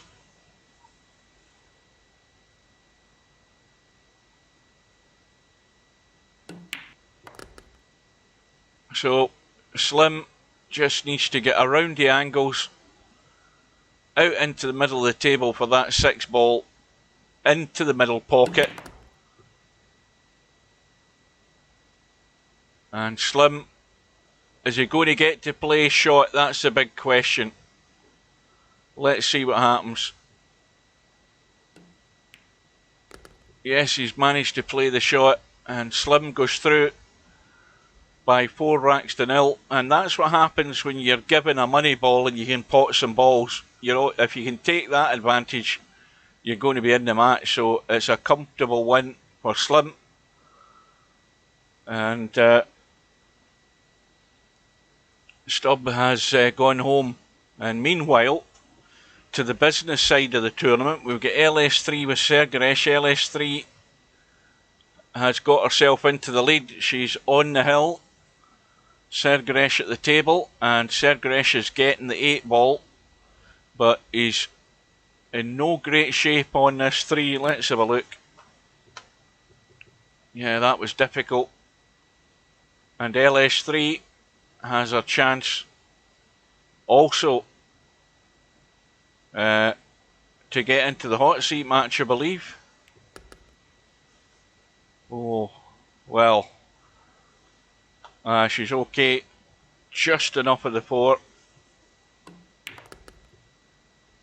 But again, she's underhit that by a fair margin. That cue ball should have been up a bit here. And this makes it a lot more difficult on the pot, as well as trying to get back down for this 7. Oh, that's going to finish on the wrong side of the 7. Way down south of the 7. Well, I know what I'd be doing here. I'd be nailing this cue ball to that 9. No danger. That's exactly what I'd be doing. I wouldn't be brave enough to play that. That was a cracking shot. I know my limitations. I wouldn't have went for that. I would have bottled out. But that was a good shot in the 7. My eyes are not good enough to play that sort of shot. And LS3 with a pretty straight in 9-ball to win the match by 7 racks to 4. What time is that? We're only at 20 minutes to 9. This tournament is really rattling on tonight. And so we have the first player in the hot seat match, I believe. I think that's right. And that is going to be LS3. We've got Bankster playing semi-pro at the moment, and semi-pro I think is 3-2 up. What's happening on the one loss side? We've got Spectre Dawn against Chris, and Chris is getting the 6 and out, and well, I think the only problem for Chris is he might not be up to the job. I haven't seen him play, but I've seen him in a few of these tournaments in the afternoon, and that might be too much to ask against Spectre Dawn. Now, what do we do here? Where do we go? Let's have a look in this one. Semi-pro about to go 4-2 up.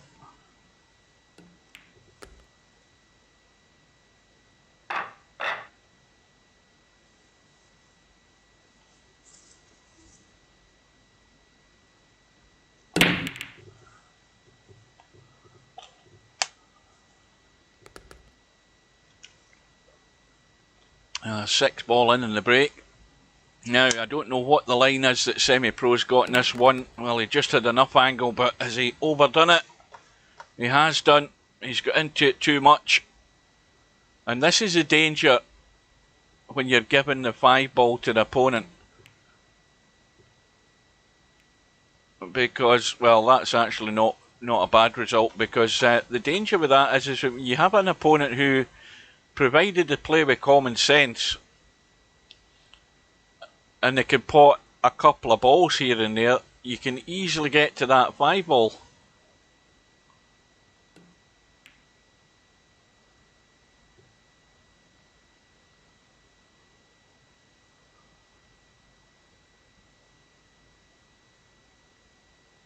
That's what that's what I hope I get. I hope I get LS3 in the first round of this 9 ball thing. That's what I hope.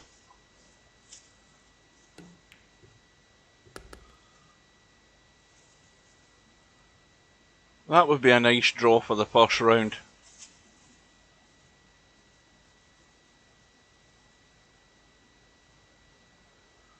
Yeah.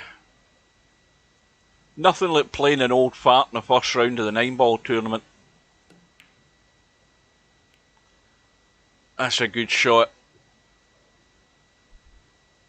Nice and tight.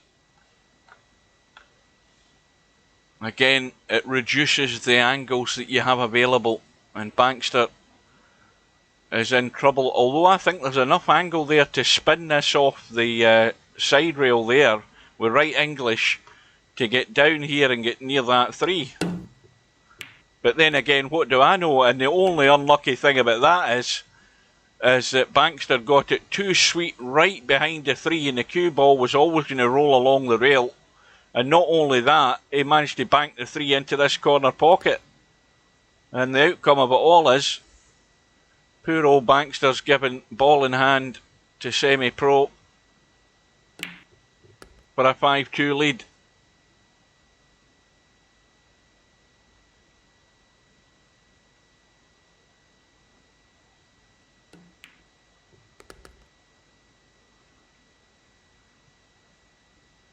Good evening to Hairpig. The question I want to ask is who's going to do the streaming and do the commentary for this tournament? Because I'm not doing any. I did 50 odd matches in that last tournament, and I'm expecting to go deep into this this this big tournament coming up. I'm looking at the positive side.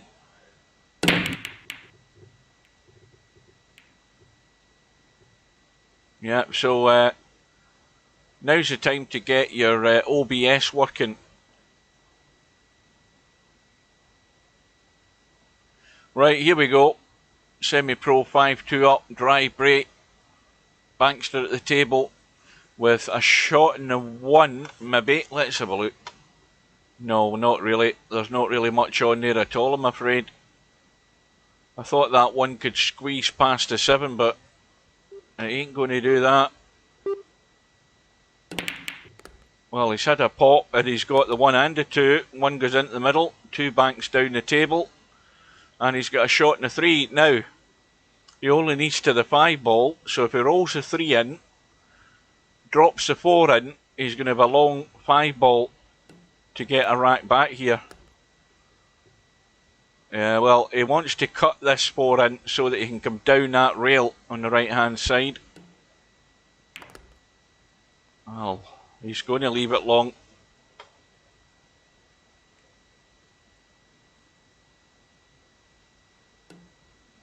Oh, that's what he'll probably do. Because Miles, he doesn't spend any time here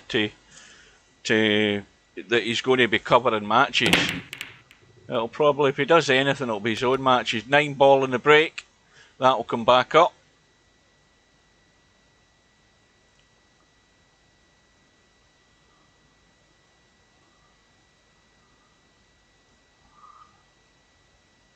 Now, only streamers are going to get that one, LS3. Nobody else is going to understand that. I know what you're talking about. OBS. And remember as well, anybody who wants to start streaming, XSplit Gamecaster, the new version of it, is now free. It costs you nothing. And I bought mine. Mind you, I've had it for a number of years now, but I don't like the new version, as I've said before. But the new version of XSplit Gamecaster is there to anybody that wants it. It doesn't cost you a penny. You know, if you want it, you download it and you can mess about with it and set up your own channel. Well, Bankster played the combo in the 6. The 6 is hanging. Is he on a rant? Is he? Let's have a look. Oh, wrong button. Hang on a minute. Is he on a rant in the lobby? Hit the wrong bloody button again. Wait a minute here. Well, Stubbs says he'll enjoy typing bullshit when Hugh streams it. Well, he's in for a shock.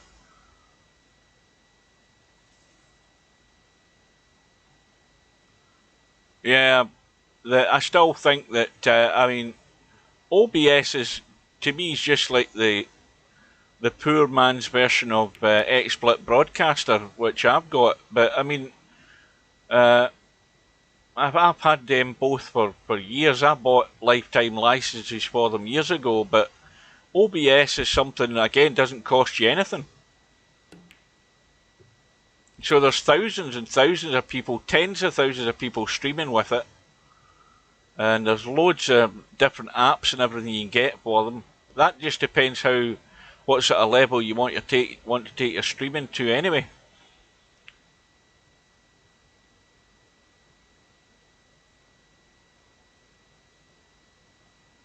Yeah, we're all square. And the 3rd set. That's a good shot. And of course that for the rack. And all of a sudden, Bankster's back to within 1.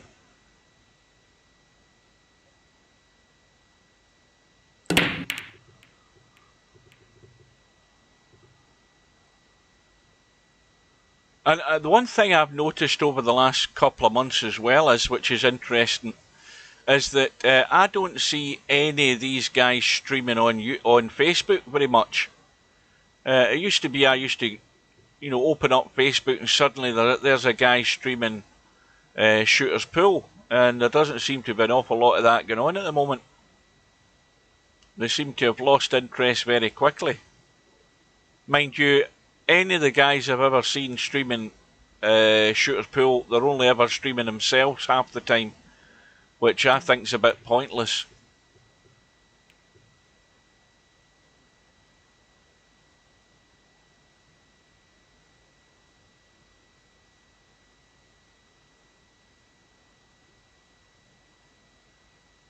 Yeah, but they were down for a couple of weeks, but they're back up and running. Everything's all fine.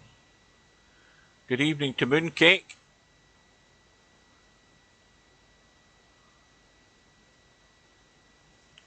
Well, semi-pro under a wee bit of pressure here. Now, well, he's going to have to try and play the combo in this 7 or play the snooker, one of the two, but he's going to have to make a decision here because the combo's not anywhere near a gimme and he can just push the 3 through, but if he doesn't push it far enough it's going to be an easy kick to knock it in. Well, I say easy. Let's have a look. And then again, when you look at where the balls are, maybe not. But the line is there. And he's got it. And the only unfortunate thing for Bankster is he's left himself nowhere near good on the 4. And depending on what shot he plays here, it could be his last shot in this rack. But he only needs the 4 and the 5.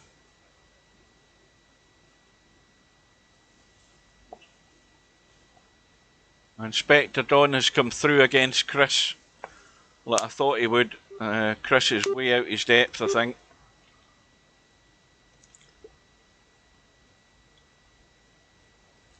Now,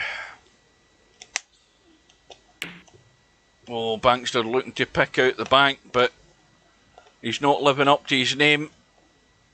Semi-pro. Well, as long as he can get across this 5 without running into it, like that. And this doesn't look cut and dried either. There is very little of this pocket available here.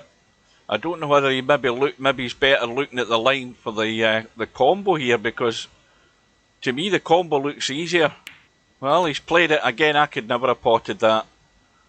I would never have been able to pot that ball. I just could not see the line and find that gap, but these people with good eyes can do it. And it's going to be the 8-9 combo. Well, he would have been ideally wanting to be there, but this will do. And this again will take semi-pro onto the hill. Now, Djokovic is 4-3 up and serving in the third set by the look of it.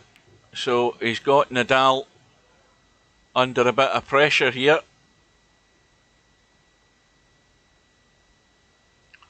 Djokovic with a break. And meanwhile, semi-pro with a break, but it's come up dry.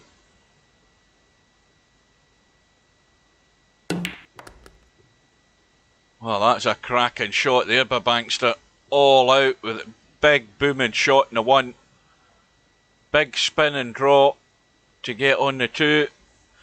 But he's going to have to play something better than that, though, to get anywhere near good on this 3 ball, because it's going nowhere into that end of the table. But on the other hand, if Bankster is thinking clearly here, he can put semi-pro in a lot of trouble. You don't have to try and work miracles with this cue ball. If you don't get good in the 3, then you should be at least playing a very good safety. Well, once again, is there enough room to get that 3 past the 7? But he can lock semi-pro right onto this 5 ball.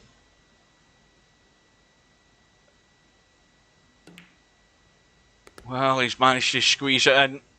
And, well, he's got to stun across here for this 5 into the middle.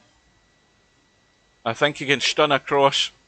Well, he's used the 9, that'll do. That works just the same.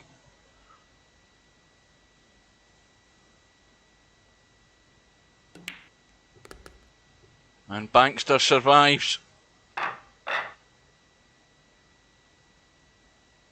Well, that was a cracking 1 ball that he played, and he's done well to get to the 5 ball. And also Gets a couple of balls in the break, I think. The 8 ball certainly went in. What else went in? The 7 and the 8, and he's on the 1. Now, this is where he's got to get really careful, because he can get the 1. It's how he finishes on this 2 that's going to decide whether he's going to win this rack. So the little stunt, and it's going to be the 3-5 combo to take this all the way. And he's got to get this right, because you've got to just chip this and no more. If he pushes this too full onto the 5, it ain't going in. Oh, what a shot! It's a two-way shot. The 5 ball didn't go in, and the cue ball just rolls through and helps it in. And so we're all square. And Bankster with a break again. And something dropped. The 1 ball is gone, but no shot in the 2. But look at the table. Now, Bankster, is he playing the jump to get out of this, or should he be playing the push out? I know what I'd be doing, because you play the jump shot, you're not going to have any great control over what's happening here. And he doesn't want to give Semi-Pro a free go. Well, he's given him a shot. That was not probably the wisest shot to play. I would have played the push out, because you play a jump shot just to get out of a snooker. When the table's like this, you're asking for trouble, because you've no clue where that 2 ball's going to finish up. And Semi-Pro's get into it too much. He's left himself dead square on this 3. And he's going to run into this 4 as well, I think, with this cut. It's all or nothing on this, because remember, Bankster only needs to the 5 ball, so it's a pressure shot for Semi. And he's got it. Now, how's his luck? Well, it ain't good. He's hooked on the 4. And he's going to be digging out the jump stick to cut this. But can he get into it enough? Oh, it's gone to the rail. And Bankster, well, he's in trouble as well, because he's right over the 7. Now, how does he get himself a shot in this 5? Even if he pots the 4, he's trying to find the bottom of the cue ball, but he's right on the 7. Well, this is ugly, this. Well, that's a cracking shot. He's managed to dig in there. And he's got the shot for the match on the 5.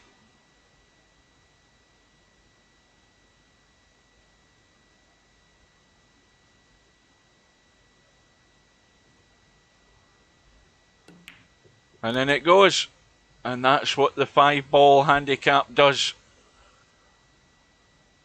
When you use your common sense. And Semi-Pro is on the wrong side of that one. Now, what the hell's going on in this chat?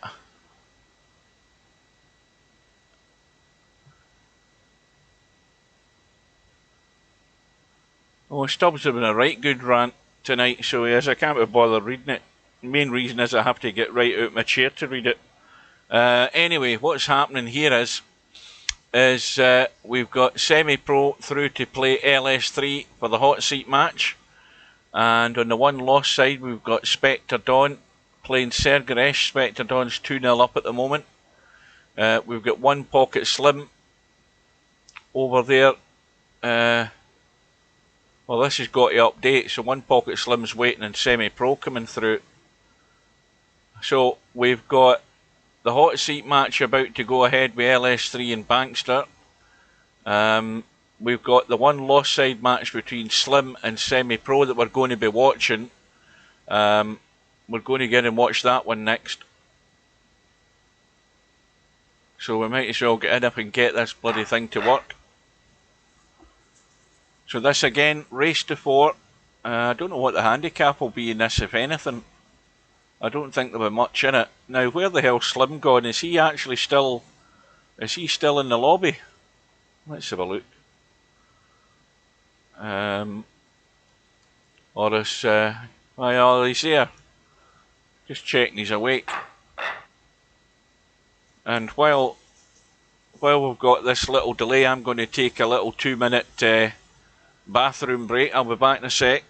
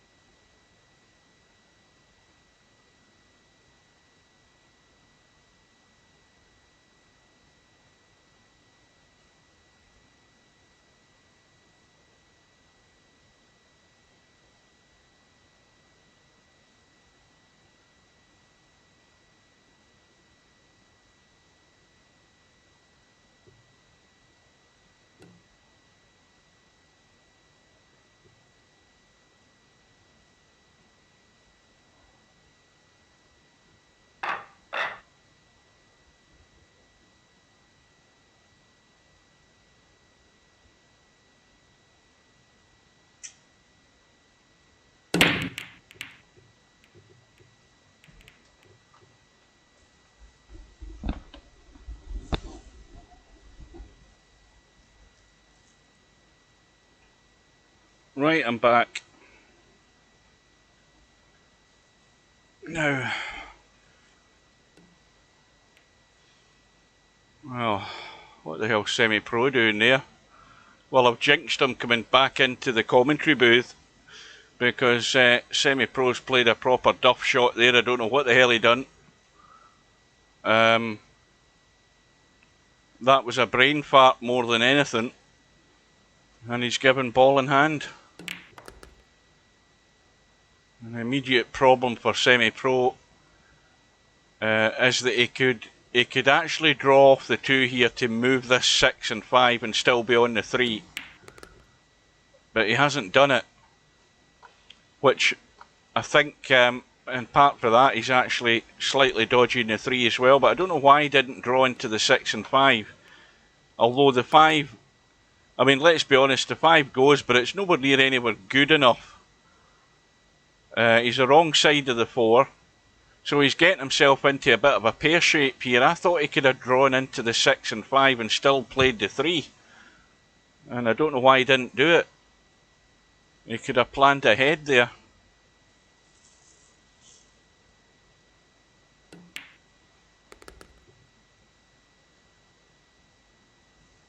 Now what's happening in this Djokovic serving for the 3rd set here by the look of it. He's 5-3 up. Is he? Or is that Nadal serving? No, it's Nadal serving to stay in the set. That's what it is. Well, Slim's not making his life easy here with this rack. He's got an awful lot of countryside to travel here to get to this 7 ball. And we're playing a scratch match here, I've noticed. And that's a good shot. That is an excellently controlled shot to get on that 7. And Spectre Dawn again marches on. A 4 racks to 1 winner against Sergaresh. Did I? Oh,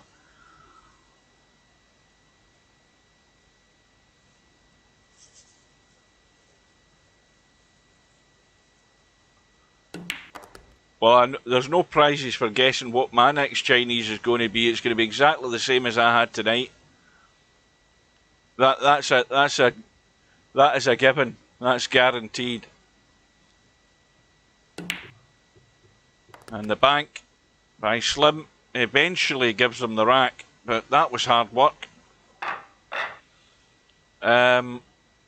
I can't remember. I'm sure it was. I think it was when I looked at the menu. There was a. I think there was a section called braised beef section, or braised beef and this, braised beef and that, and this was just a braised beef thing. And it had, as I said, it had lovely big chunks of onion. Every single thing in it was fresh. You could tell it because they were all crispy, crunchy. Red peppers, green peppers, big, big, nice, fresh white onion, and this dark, dark brownish sauce. It was a glistening. It was like a glazed sauce, and it's as if the beef had been marinating in it. The beef was beautiful, and there was this little flecks of garlic in this sauce. Oh, my mouth's watering at the thought of it. You've got me started again, Potman. But it was probably one of the best Chineses I've had in years. And believe me, I've been eating them for more than 40 years. I've had my fair share of them, pretty much everything on the menu. And this was one of the best I've had in a long, long time, believe me.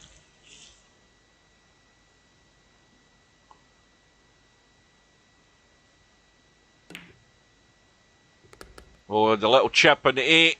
Well, that's unlucky. He had the right idea there.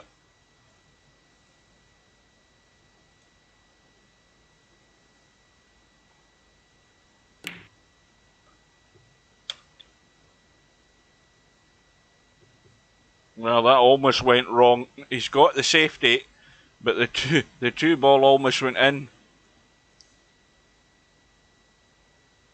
But there's plenty of room for Slim to get the jump. Now, how far can he get this cue ball away from the 2 when he hits it? Because there's going to be so much pace coming off this cue ball.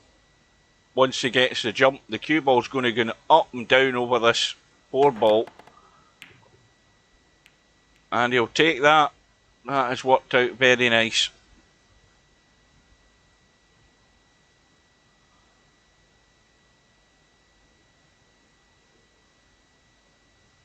And like I say, the only thing I would mark it down on is that the little, you know, the foil tub with the fried rice in it just was not crammed full. It could have done with another spoonful of fried rice in it. That's the only complaint I have. But, I mean, this thing had loads of beef in it as well. All my fried rice was gone, and I still had like 3 or 4 chunks of beef with red and green pepper still to eat. Oh. Well, that 9 ball just needs a nudge one way or the other to help it into that pocket. And he's tried it. He's had a go. And now is he going to be made to pay the price, because Semi-Pro is going to try and drag off this 2 and skim across the 3, I think.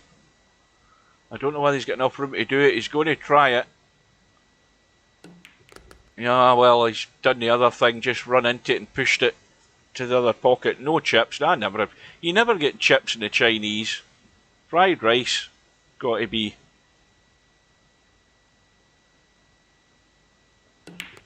Well, I'll correct that, because sometimes I have chili, salt and pepper chips. Sometimes I have that. Oh, they're a lethal concoction, by the way. You pay the price for that the next morning. That is definitely Johnny Cash the next morning, I can guarantee that. The burning ring of fire.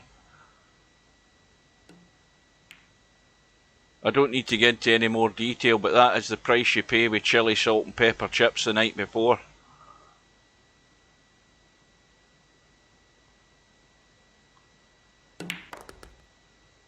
So Semi-Pro looking to square the match, which he should do. And the obvious thing he just has to do is come down the bottom end of the table here off this 8 ball.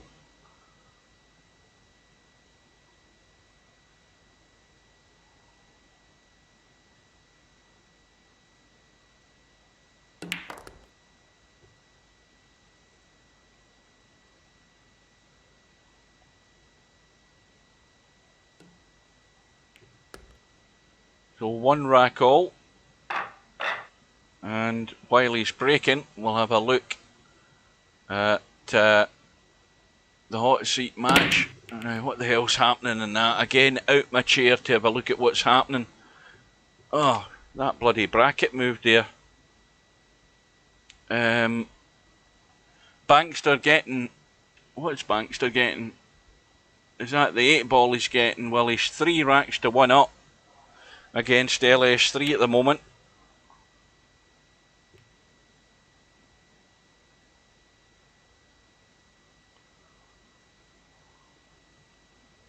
Well, it's I'm just looking at the clock there. It's 10:05, or what? Just about.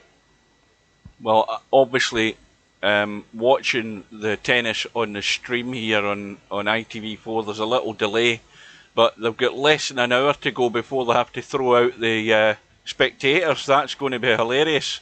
But then again, I won't see that, I don't think. Well, I might. You never know. But they're going to have to empty that stadium, even though it's not full. They're going to have to empty it out at 11 PM Paris time.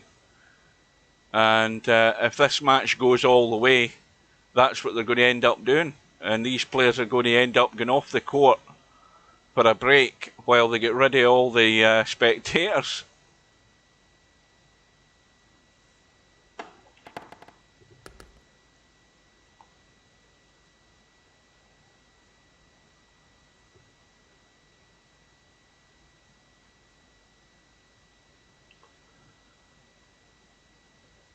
Well, Slim, is he going to go for the big cut in the 2? Because the danger here is ending up behind one of these balls and trying to get onto this 3. This could easily go wrong. It could end up being a good shot, ending up really bad in a minute here. Nah, I don't know whether he's tried to play the combo in the 9 there, but he's let the cue ball away doing that. And he's given Semi-Pro a chance. Maybe pushed the boat out a wee bit too far there.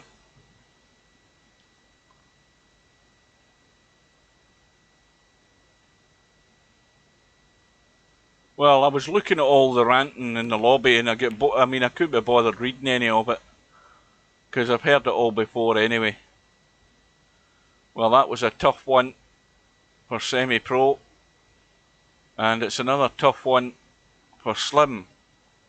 But if he can get this 2, he's going to be on the 3. The 4 goes past the 8, and it's going to be a 5-9 combo. That's the plan here. So he's going to have to... The way this will go wrong is by not getting straight enough on the 4, because he wants to kill the 4 and kill the cue ball for the 5-9. And he's got to be careful here, because he's got an angle on the 4 and he wants to still be in this gap to be able to play the combo. He's just digging down to kill it.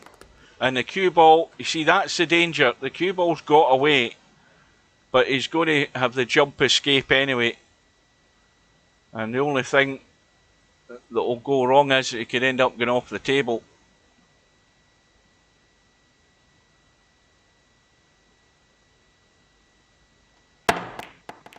Now the cue ball stays in the table, and the 9 goes in, and Slim's got the 2-1 lead. Remember, it's only a race to 4, so blinking you'll miss it. 7 ball goes in, something else I think went in. What else has gone here? We've lost the 3, the 4 and the 7, and again it's going to be a tight 1-2 combo here. And this again is a dangerous shot, because yes, he can get the combo, but if the cue ball gets away, he could end up being hooked here.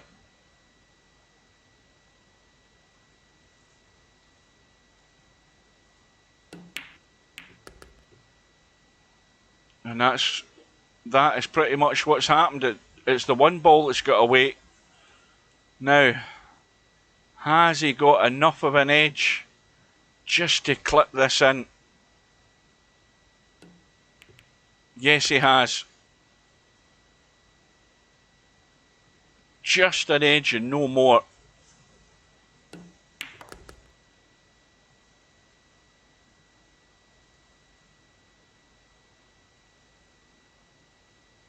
Well, I'm looking at the score at the moment. It's deuce. So I'm a bit behind. It's deuce on the Nadal. Oh no, it's break point on the Nadal serve. Djokovic has got a break to go 6-5 up. Well, he's got the chance of a break, I should say. And Slim is going to be 3-1 up.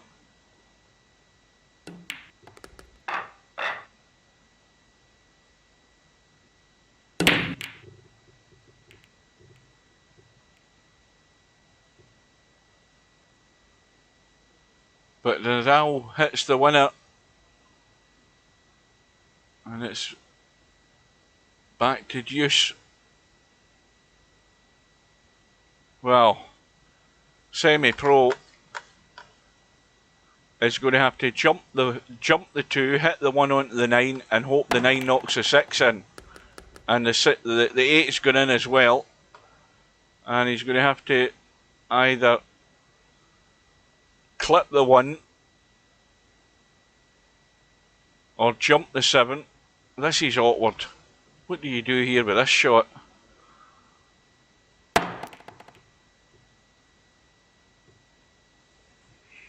Well, you only really have to hit and hope with that sort of shot. You've no idea again where things are going to end up. But it's a chance for Slim to march on in the tournament. If he can get the 1, get good in the 2.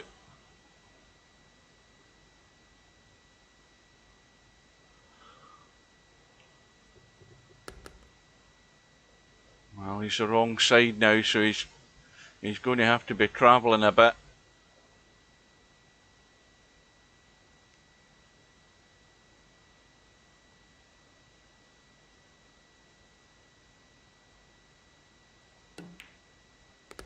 Well, it looks as if there are exciting things happening in this tennis, by the way. Was that out there? Look at Djokovic's return, man. My goodness me, the guy's like elastic. His legs are all over the place. And Nadal didn't get it over the net. Well, there's an awful lot happening in this tennis I want to be watching. So, Djokovic has got break point again. But it's a first serve winner for Nadal. No, that was a foul. It was a fault. I've got one eye on the pool and one eye on the tennis here. There's exciting things happening in the tennis. But Slim is just 2 balls away from the next round.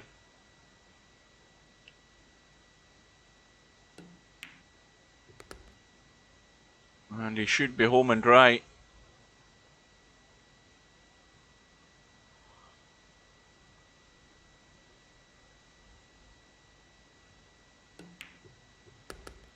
So Slim goes through against semi-pro by 4 racks to 1. And how does that look now? Well, semi-pro is about to play Spectre Dawn. Now, meanwhile, we'll drop in on the hot seat match, and Bankster with the 8 ball is 5-2 up against LS3. I'm going to have to take my top off. I'm absolutely boiling here. Hang on a sec.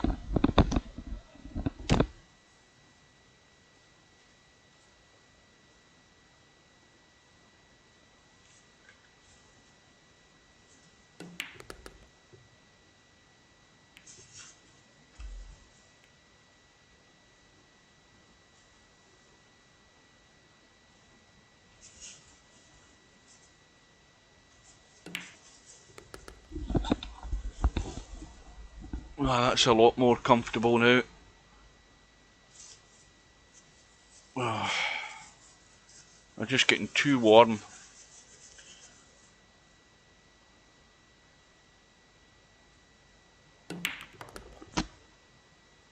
LS3 trying to break out the 5. Not a bad result. Now, it's got to be the cut in the 5, cue ball back across the table here. And just a gentle roll in or a kill here. This is an in-between shot here because of where the 7 is. You can roll it in. You don't want to roll through too far on the 7. See, the problem is if you run this plain ball to pot the 7 and you start running into the 8, you don't know where things are going to end up here. This is the problem with this shot. And that's why LS3 is taking evasive action to try and get away from it. And that's worked out not bad. A little brush in the 8. Still got a shot.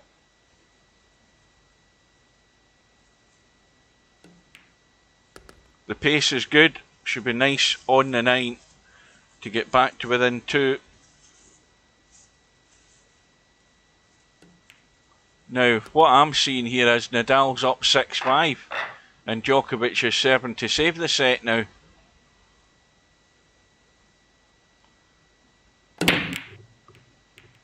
Oh, look at the 9 ball. That 9 ball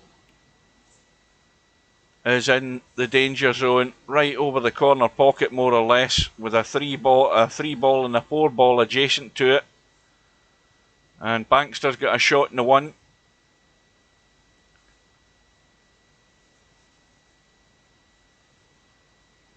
Two ball doesn't seem to be going anywhere though. Well, Bankster's, I don't know what he did there, but it worked out. He got a pot.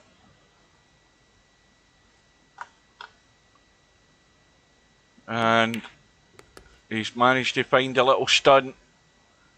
Just gone a wee bit further than he would have liked for comfort, but it's a 2 ball. He should be able to see the 3, and he'll have the 3-9 combo to take him to the hill.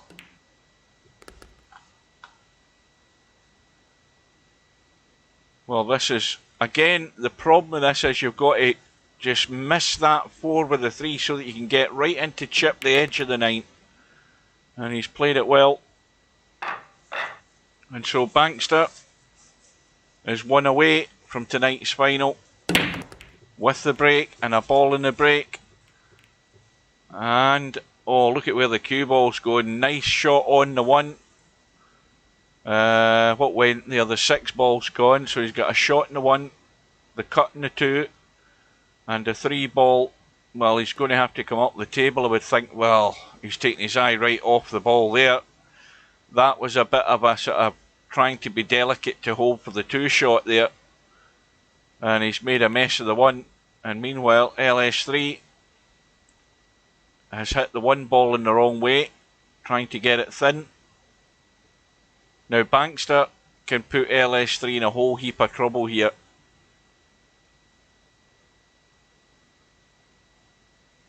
Well, he could certainly go for the safety. It doesn't look as if he's doing it though.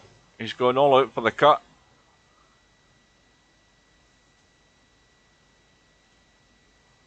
So in that situation there, I would have played the safety because it's pretty much a guaranteed snooker. And he didn't go for it. I would have went for it.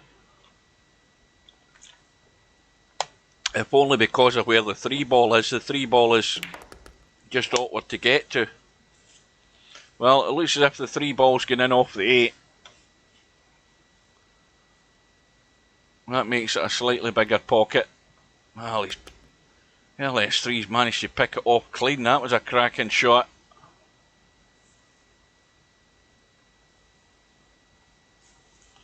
So LS3 fighting for survival here on the winner's side. And the pressure's on because, again, Bankster just needs to get to the 8 ball, and the 8 ball again very dangerously placed over the middle pocket with the 7 ball very adjacent to it. And this 7 ball, well, LS3 trying to get right round. Oh, it's going to have to be a delicate little billiard off that edge of the 7, but she's trying to play the pot. Yeah, I would have played the billiard, that was just as easy.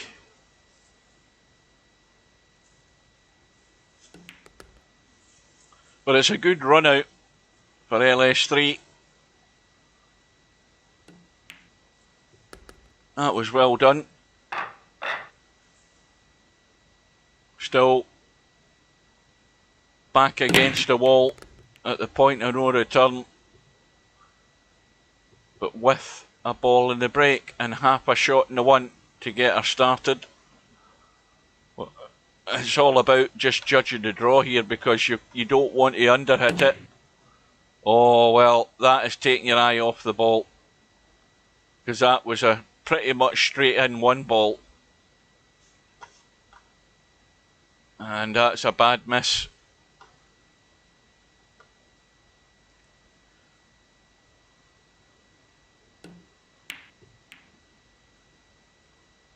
Well, I don't know what Bankster was trying there, but that certainly worked. That's a good safety. We'll give him that one. Now, what's happened? Nadal has got set. Has he got set point? I think, is it, or what? What the hell's happening in this match? I'm trying to lean across the seat. I need to get my seat up higher. That's the problem. Right. What the hell's going on? It's 6-5 to Nadal. He's at set point on Djokovic's serve. Yeah, he's at advantage on my screen at the moment.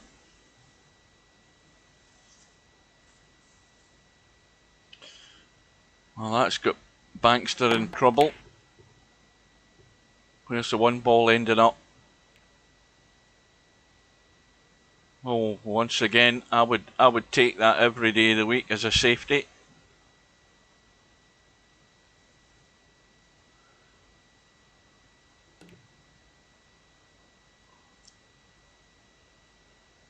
You know the most annoying thing about watching these two guys?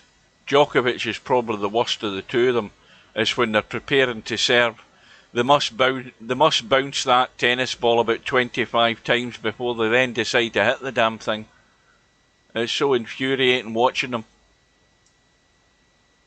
You know, just when you think he's bounced it 20 times, he goes on and bounces it another 20 times.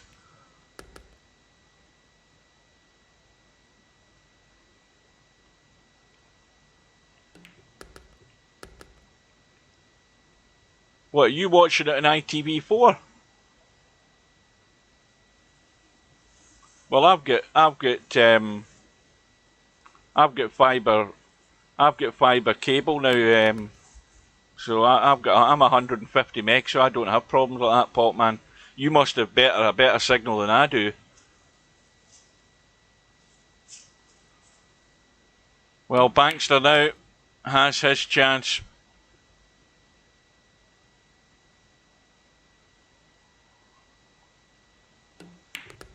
And Djokovic has got game point. He's managed to rescue the situation. This game's lasted 7 minutes itself.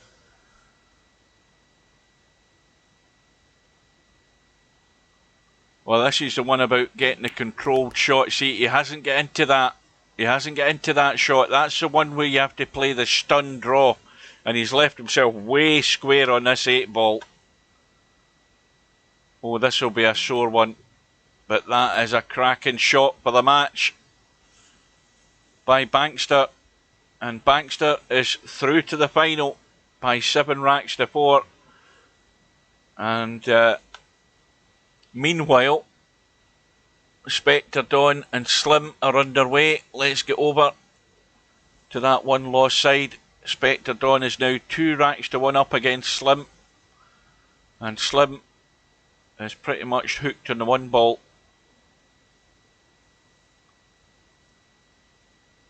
And I think Djokovic survived there, I think. Is it going to the tie-break? Yep, we're in a tie-break in set number 3 here. It's 6 games all. And there's just half an hour left before they start throwing out the spectators.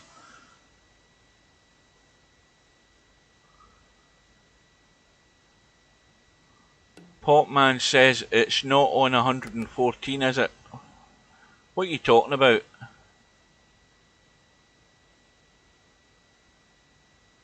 It's not on 114. What's that, Potman?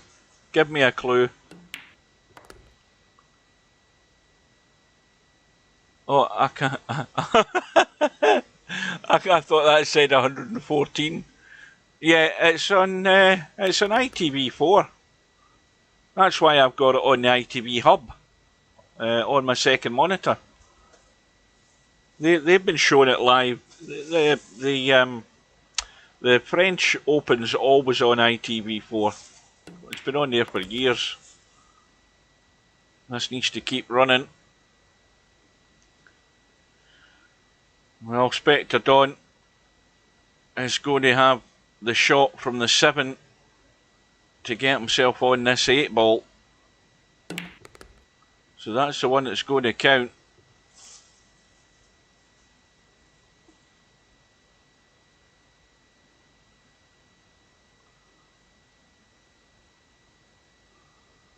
Right, good evening. See you later. If that's you away. Well, this has got to be dug into, this 7 ball.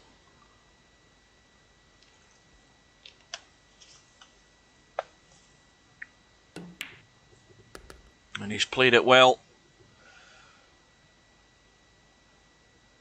Got the draw and the control and the pace and everything right there. Well, having said that, this is one of these dodgy 9 balls. It's right frozen on the rail, and that's why he ended up missing it. It was absolutely locked on the rail, and One Pocket Slim has escaped big time there. And it's 2 racks all. That's how difficult those shots become when that ball's frozen to the rail, and that 9 ball was glued to the rail there. But Slim, no joy on this break. Spectre Dawn straight in on the 1.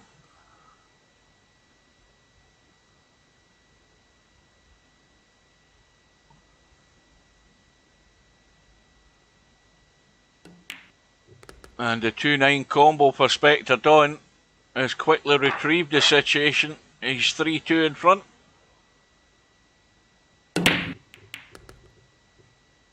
A cue ball though. Cue ball is scratching the break. Oh, and Slim, with ball in hand, has a chance to take this match all the way.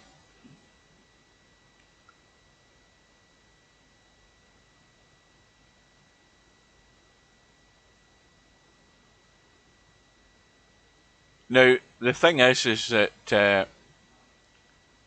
I can be critical of lots of players, and if I was going to be critical about Slim, is that he goes for one shot too many.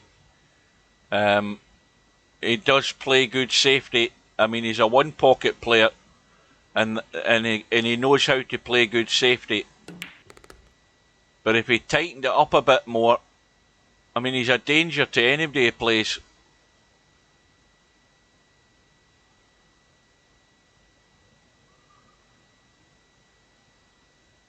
What the hell channel are you? Are you not watching it in Freeview? It's in 25 in Freeview, Potman.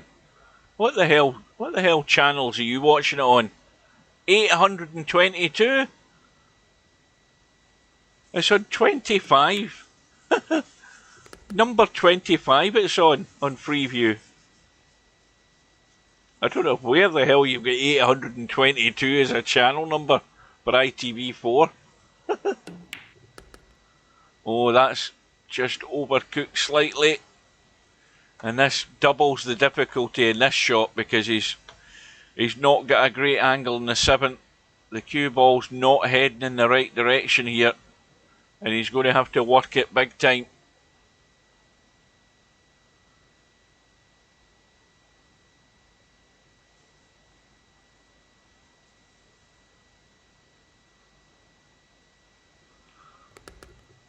Got the spin around the corner, the pace is good, and the position is excellent. So this 8 and 9.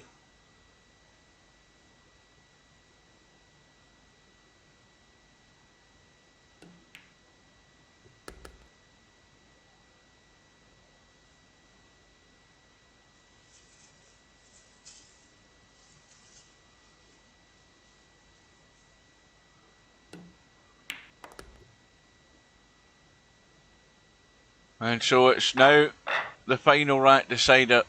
Slim with the break. That's a straight pack this time. Dead straight. And I think that was a wing ball that went in the bottom right hand corner. Something flew in it. I couldn't see what it was, but it was the 7 ball. And of course he's hooked on the 1. But the table is wide open. So he's looking to play the push.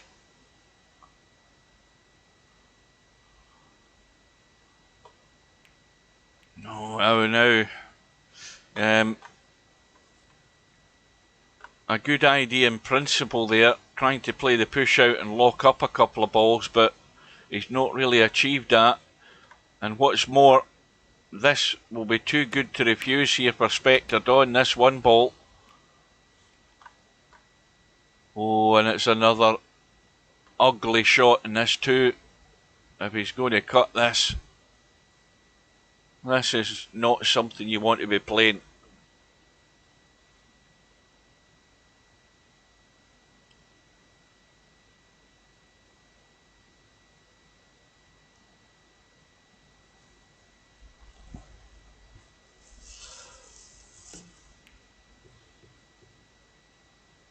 Well, he went all out for it, and he hasn't covered it, I don't think.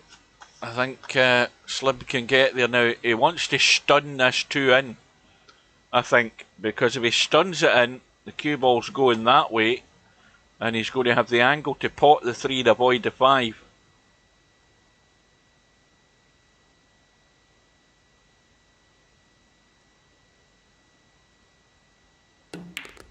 Well, he's drawn the other way. Now, what does he do here? Does he jack up? I think the problem with this shot is he's jacking up to kill the cue ball to take the 4. He's got to get back for the 5. So he's gone the safest route, which is the long route. The problem now is he's going to have to punch the 4 in, and we know what happens with these pockets, and he's got to get back across for this 5. Is he running forward? He looks as if he's running forward. No, he is jacking up. Oh, he's played it well. Went in clean as a whistle. And it's all about pace control here to get on the 6. So he can go left or right as we look. If he goes right, he's got more room to get to the 6. Well, that's a bit tight. No, it's okay now when you look at it from here, but so just roll the 6 in and roll through would be the order of the day here. Nothing fancy.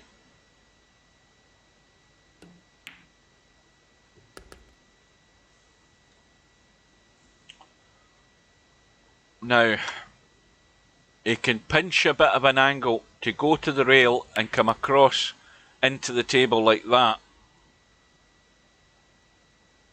And this for the match.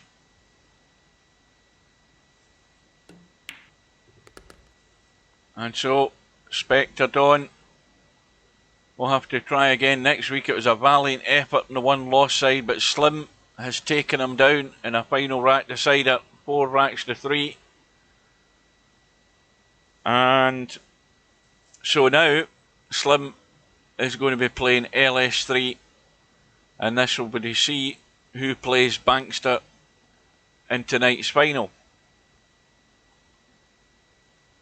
And that room has already gone up. The 2 of them are in the room, and we're about to lag. Oops. I don't know who's who again. I think that's Slim at the bottom of the screen as we look. I think that's him there. Yeah, I have got a bit of a lag on, so he's 6-4 up in the tie break.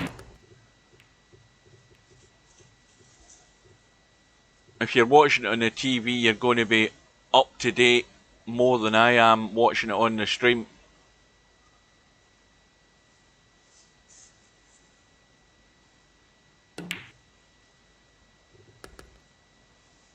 A good bank by Slim.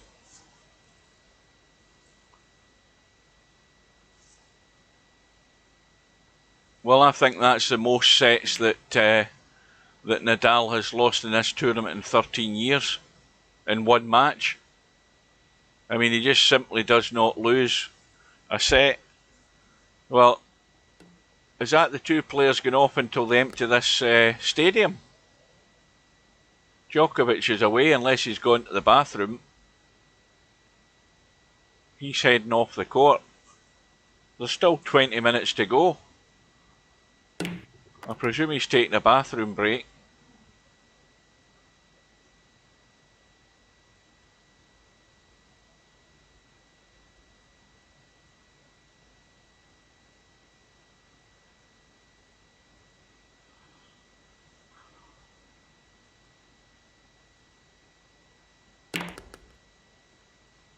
The crowd is getting chucked out. Well, they're doing that a bit early. I thought it was 11 o'clock. Have they got to be out of the stadium by 11? Maybe that's what it is.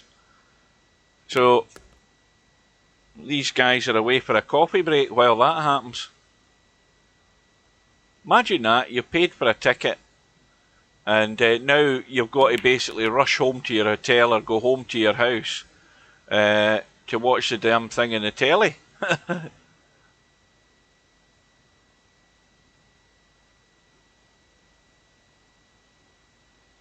Crazy.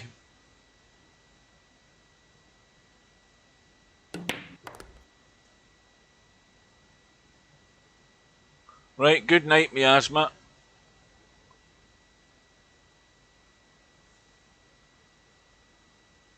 Meanwhile, Slim looking to go 1-0 up.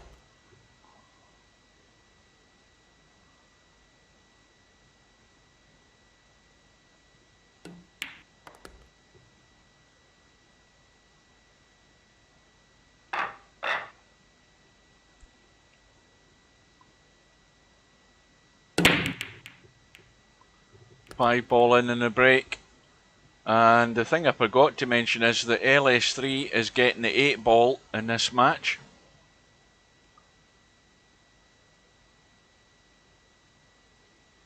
Well, you're saying they done a U-turn. They're saying that on the television because I've not got the sound up.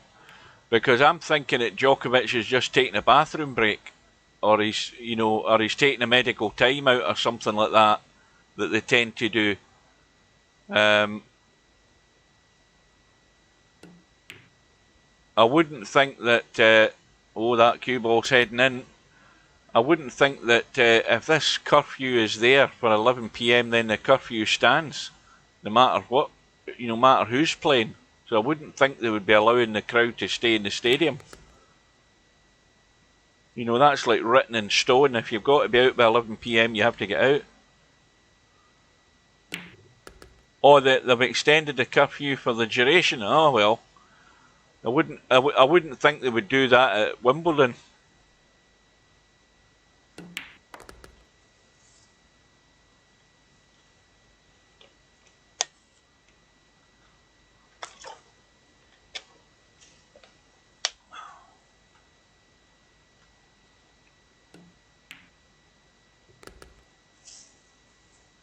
I mean, the thing is, the weird thing is though, right? What's weird about Paris is that, from my understanding of it, the curfew is to chuck the audience out, chuck the crowd out for 11 p.m.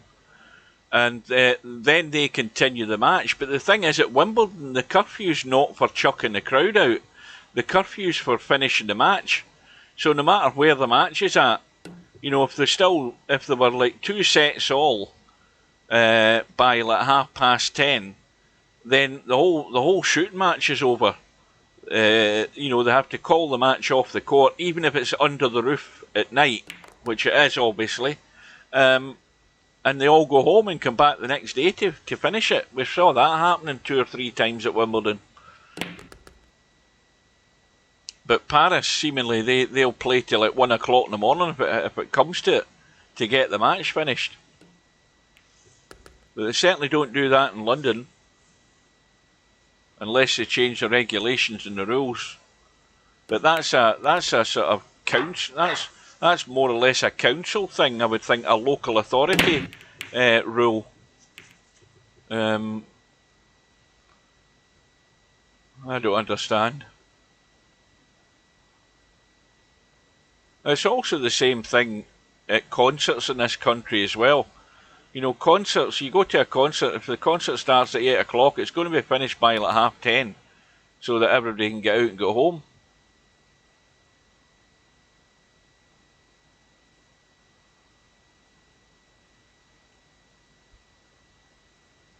Anyway, more important matters for the time being as far as LS3 is concerned. She's 2-0 down in this race to 4. And looking to find good length in the cue ball, which she's got. And, well, hasn't got a full snooker. Now the problem is Slim might have a blast at this to try and really thin this one. I mean, he'd have to really get this flush to try and pot it, and certainly common sense has prevailed, and he's played the much better safety. It's an easy kick, but no clue where things are going. Well, the one ball might go in, and it's gone in. Well, what a bonus that is for LS3. Can she take the advantage? And the problem was, look at where the 2 is, and the angle that she's got in the 2, the wrong side. Can she avoid the traffic to somehow get around the table? Slim chance of it, but she's managed to do it. Where's the cue ball going?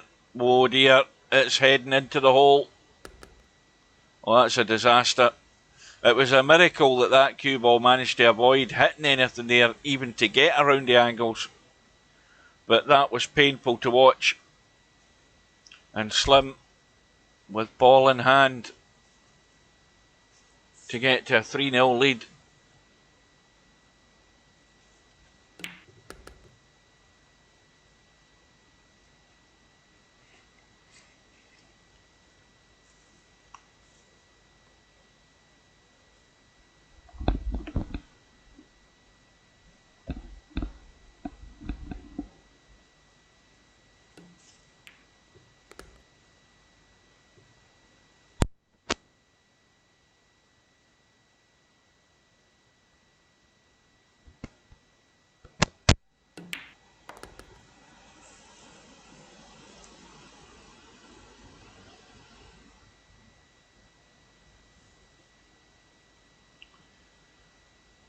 Well, if Slim can take this out, it's going to be a tall order for LS3 to make use of this 8 ball as the extra money ball.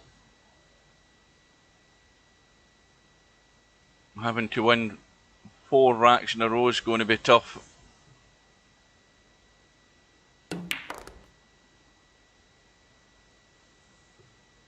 And it's most certainly going to be 3-0.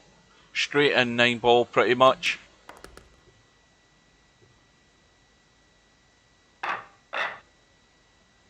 Well, the tournament's 10 minutes short of 3 hours tonight so far. Slim breaking off in rack number 4. The break's dry, but it's gone safe. And once again, LS3 has to be careful in the choice she makes here, and looking for the push out.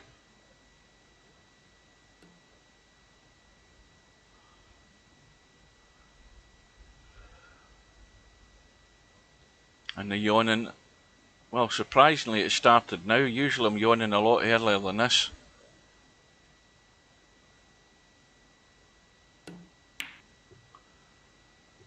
Slim looking to find cover, but that one ball has just kissed off the 5, which, if it hadn't done, LS3 would have been in trouble.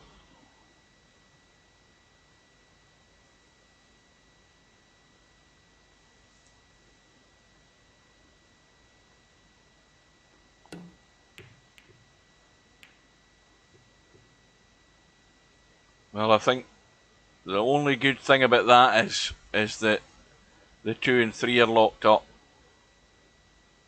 LS3 just pushing the boat out there to get that one ball, trying to cut it. And Slim going for the pot, but he's got the breakout. But look at the angle that he's got in this 2 now. Does he just try and nurse this in with as little pace as he can to try and leave this cue ball up here for the thin cut in the 3? Or does he go all out? He looks as if he's got a bit of spin on it to try and get this cue ball moving. And that's went dead in the jaws up there, clipping the 6. And now he's only got the safety.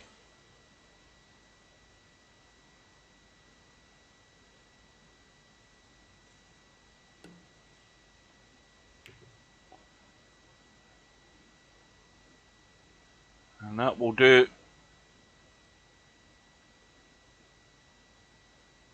And of course every shot that LS3 plays now has got to be good,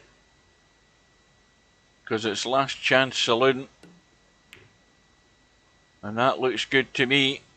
Oh, the cue ball squirted out behind the 5. It was good for a second, but now it's a 3-6 combo for Slim. Just a gentle one will do. That will keep the 3 ball in line for the pocket. Well, he's gone for the stun, but he's played it well, and the 3 ball more or less stayed there. Now he has to get up the table to get behind this 4 ball.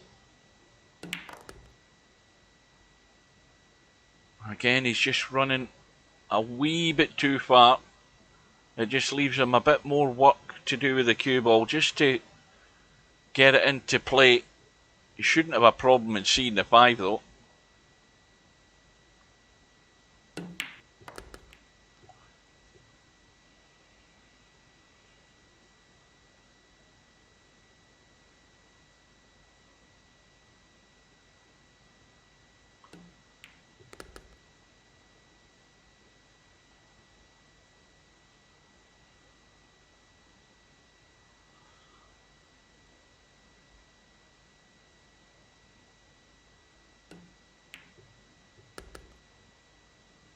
Well, that's just going inside the 8. That's ideal, because it's a perfect angle to just do the little soft draw off the 8 across for the 9. Well, he's gone in the awkward side of the 9.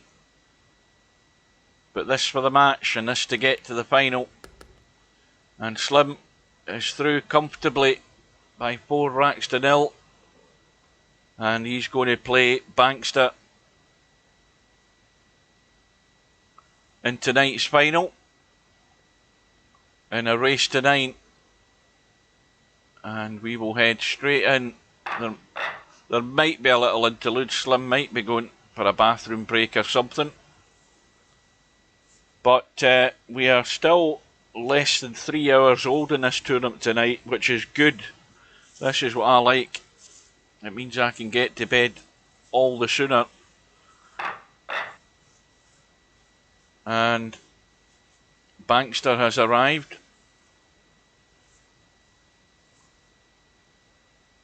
And Nadal is 1-0 up in the 4th set. And here we go. And Bankster is getting the 6 ball. And again, that is a generous handicap for Bankster, because he is no mug. As we've seen, he's made good use of the handicap tonight, because he's played sensibly. And that's how you make use of it. When you get a chance, you don't do stupid things. The 1 ball has gone in the break from Slim. He's nicely on the 2. He should be nicely on the 3 and the 4. And then it begins to get a wee bit tricky for the 5. 5 will go into the right middle. He just has to stay below the 5 top side as we look.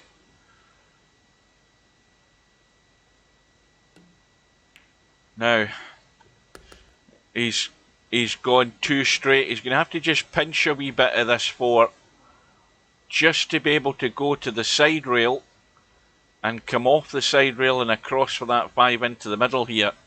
He can tweak a little bit of this 4 ball, just enough of it, just to get around.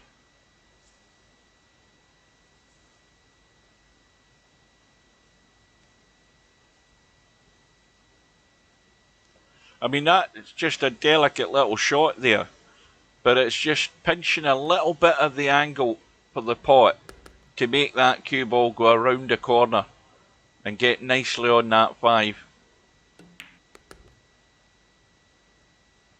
Now this is the one that's going to decide the rack, because it looks all too easy.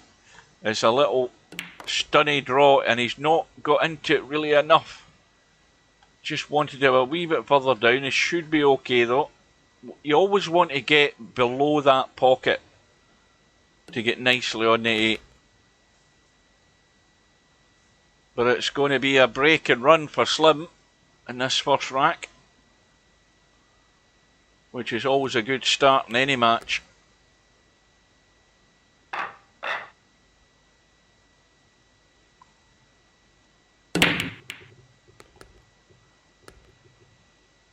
And once again, Slim's got a couple of balls in the break. But this time though, he's no shot in the 1. And the 2 ball and the 5 ball have gone. And, well, if he pushed across the table, he's going to be in trouble. So, he doesn't want to do that if he's going to play a push. He's trying to brush past the 1 and use the 4 and the 9. He might have just gone a wee bit too far. No, there's certainly not enough of the 1 to be potting it into the far corner.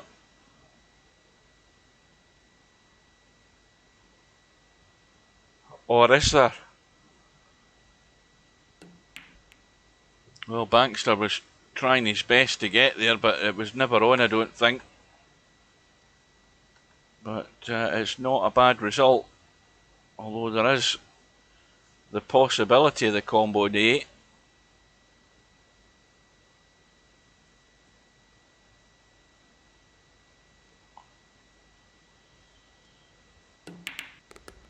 That's a good shot.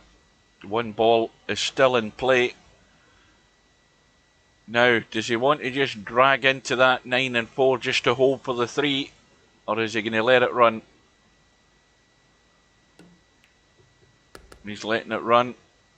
He's got check in the cue ball just to square it off that bottom rail.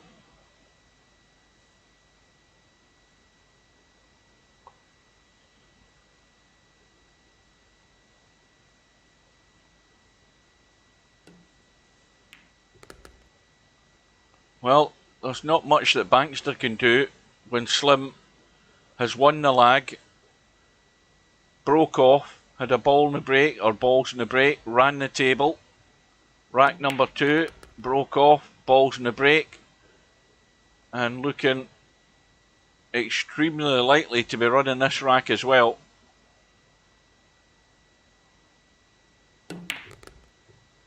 Needs to keep going.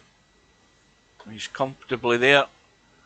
So just a roll in on the 7, come off the rail, out into the table for the 9 into this corner pocket. And it's been a very good start for Slim. Couldn't ask for anything better. That's how you deal with giving away the 6 ball. And how you deal with that is you break and run and you don't miss. And there is absolutely nothing that your opponent can do, no matter what handicap they're getting. And Slim again has got 3 balls in the break. He's going to have a nasty cut in the 1 down the rail, and he'll come across the table and back across. Off the 1, back across for the 2, or at least into the table. But it is a testy 1 ball, and again he's played it well. And this looks very, very likely to be 3 racks in a row here for Slim. Oh, he needs to slow up. Oh, he's gone straight. So it's going to be a long 5, nothing heroic. Again, everything's simple. You make use of what you've got. Just a roll in the 3. But he wants to stay away from the rails, which gives him better control in the cue ball, and that was the right shot to get himself into the table. You don't want to be messing about on a rail, and it means you can just kill the cue ball here. Well, he's again just get into that a bit too much. This is, and again, getting into it a bit too much. He stuck himself to the rail, and he can't really get right into the cue ball. So now, the angle he's got here, he's going perilously near that 9.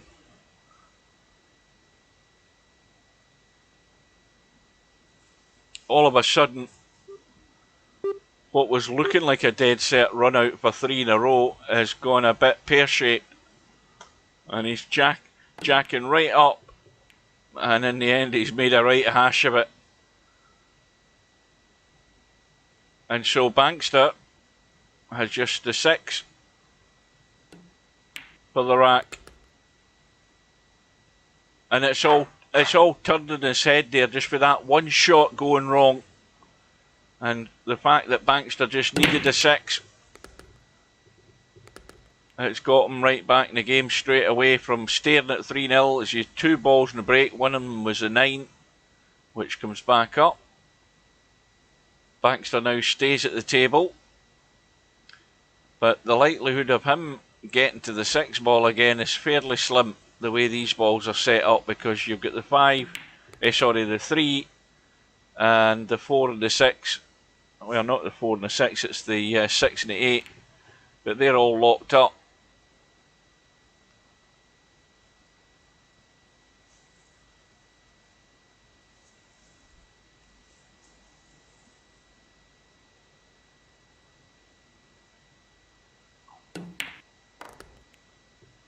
That's a good shot by Slim.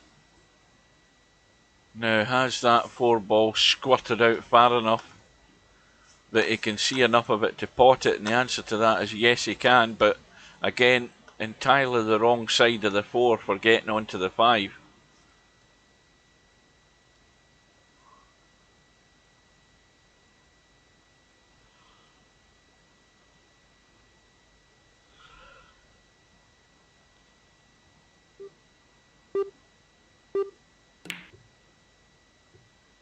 That might get there. It may well get there. And he's got a shot in the 5.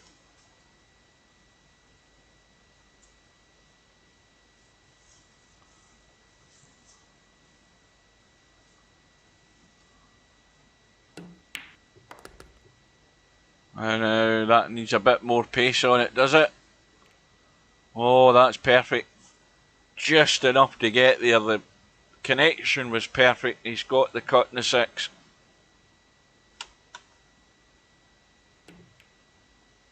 Well, he was trying to squirt out behind the 8 there. He tried to spin to avoid it, but he was too close. And it has gone very tight, this 6 ball. Well, it's off the rail slightly. Where's the cue ball going? That's a disaster.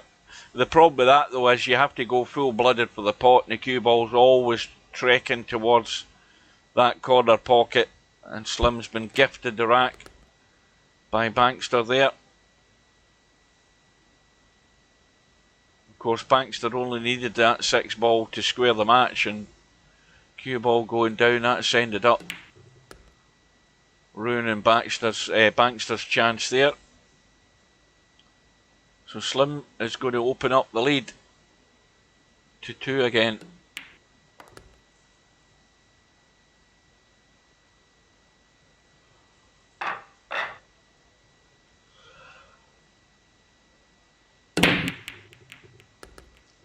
Eight ball goes in, 4 ball goes in, shot in the 1, and well, need I say more? It should be 4-1. Absolutely no excuses here for Slim.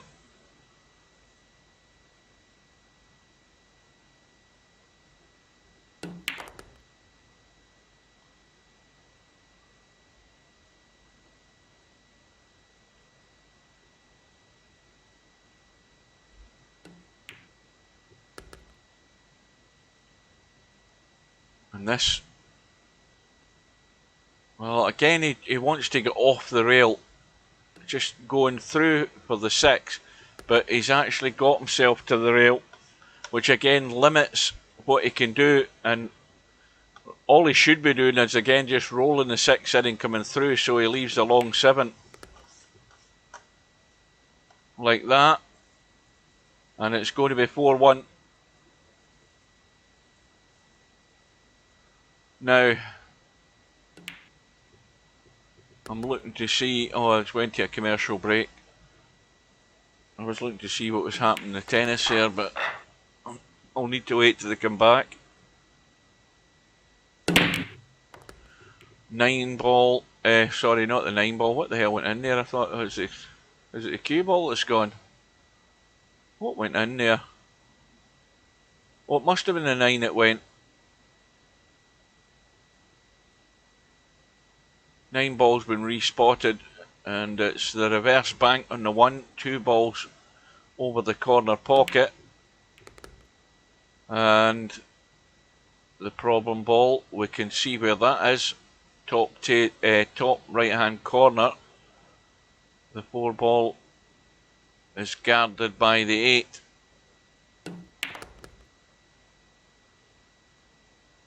Well, Slim's come down inside the 3.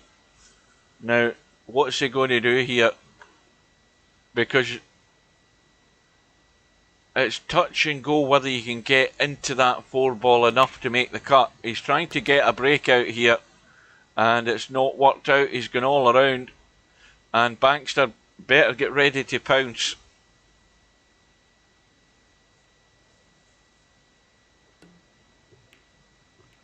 Oh, what a shot there by Slim.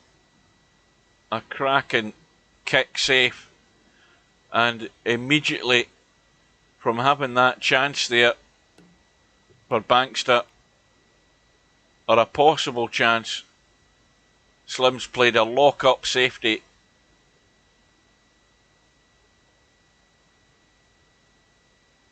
It's 3-2 to Djokovic in the 4th set on my screen.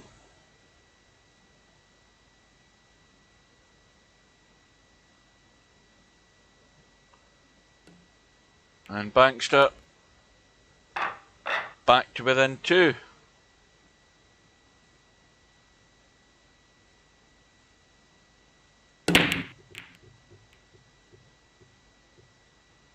But Bankster not getting any joy on the break. Slim has a pot on this one, albeit from distance, and nowhere near easy.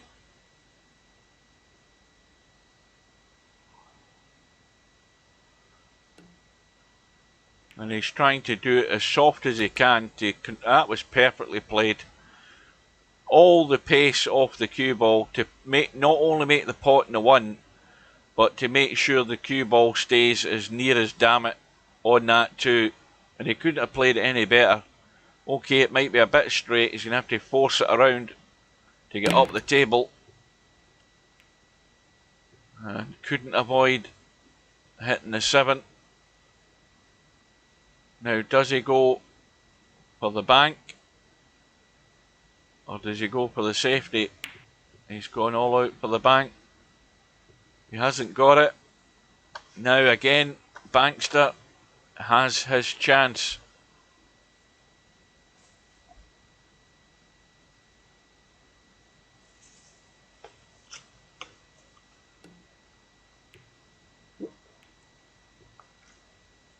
But again, he's not picked that line in the 3. It wasn't easy. And has he, but I don't think, has he covered this? Yes, he has. Not difficult to kick at the 3. In fact, there is an edge of the 3 shown. Got to avoid the double kiss. He's managed that. And again, well, Slim's 1 pocket skills looking for cover are coming into play here, because he's got Bankster in a knot.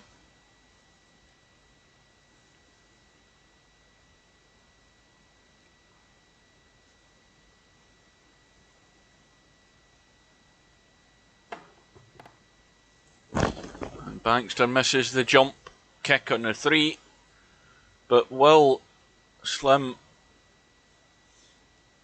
well, he can certainly get behind the 3 to push it up the table. Just roll through for the 4, come back across to the 5.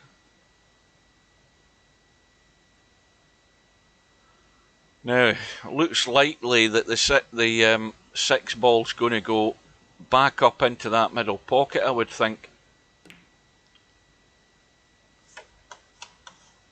So he pots the 4, he comes back across the side rail, he drops the 5 in. I would think he's just going to play this 6 up in across into the middle. Unless he wants to, I mean, he could also spin around here. I'd be more inclined to spin around and come out to the left hand side because he's got the angle to do it off the 5. Is he going to be brave enough to do it? Yes, he is, of course he is. He doesn't want to be stuck in the rail though, he needs to get off the rail. Now, he's going to skim off the 9.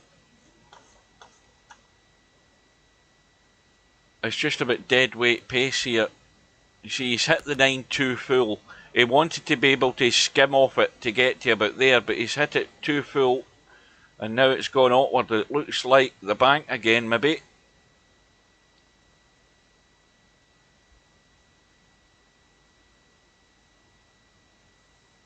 It's still it's 30-40 in my screen at the moment. Well, Nadal is under pressure big time. Oh, Slim's missed the 7. All because he got the 9 too full in the face there, trying to run through for that 7.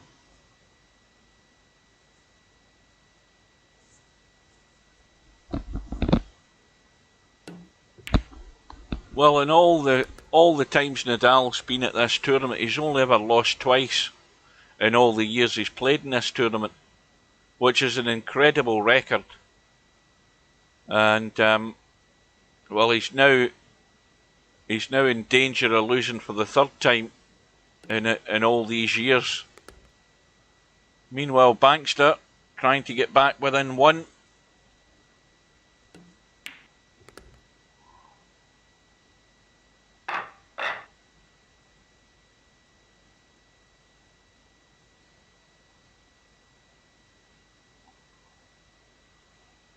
Again, it looks a reasonably straight rack, maybe slightly to the left. And Bankster, again, struggling to get a ball in the break.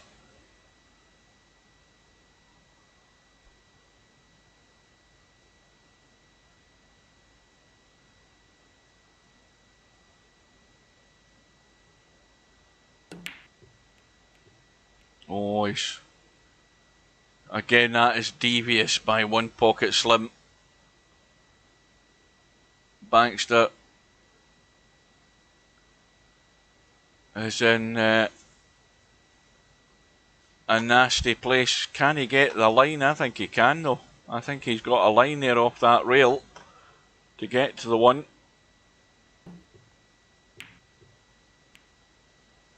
Well, that is, I mean, it's still a pot. And the 4 ball does go from this side. So, in theory, it is a chance for Slim. It's a nasty cut to start them off, but it is a chance.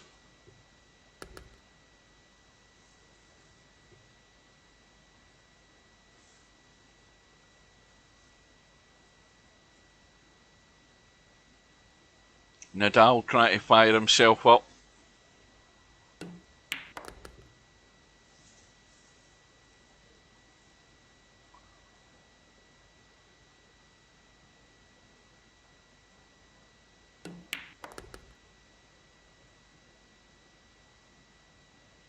I'm just thinking it can't be long before Andy Murray announces his retirement. Because, you know, I don't think he's ever going to... It's too late in the day for him to ever get to the level he's been at before. It'd be like Tiger Woods if Murray come back to get to a Grand Slam final again. It'd be like Tiger Woods winning the Masters after having all those operations.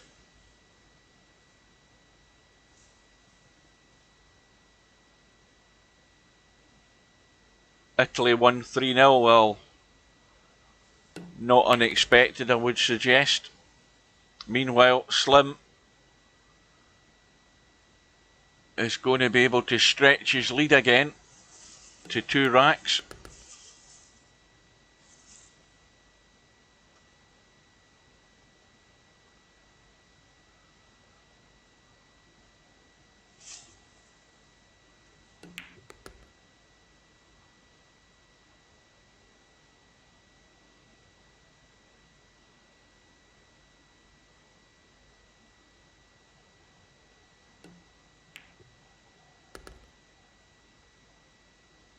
I mean, this tournament here is not the tournament for Murray to try and make any comeback at, because it's not his surface at all. Clay, hard court and grass. That's Murray's preference.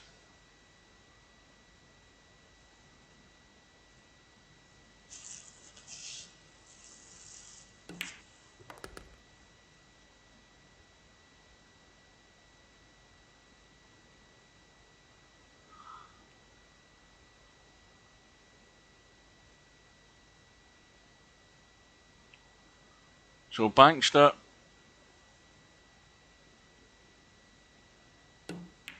just needs to get to that 6 ball.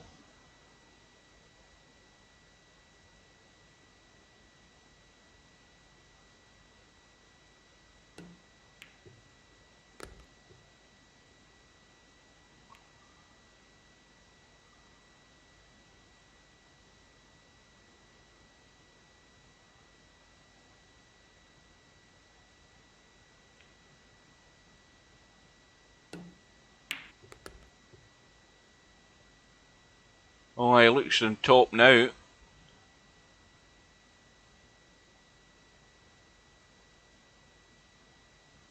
Five-two up in the 4th. It's a big ask for Nadal.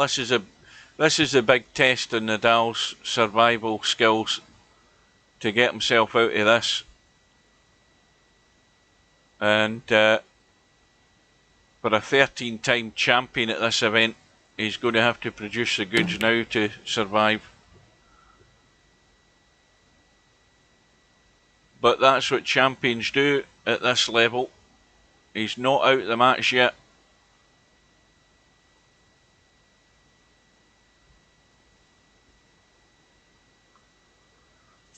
Now, Slim trying to get topside and nicely on the 7, which he has done. Now, again, what does he want to do? Does he want to just roll through and play this 8 into the middle, or does he want to come right up the table? Yeah, he's going big draw.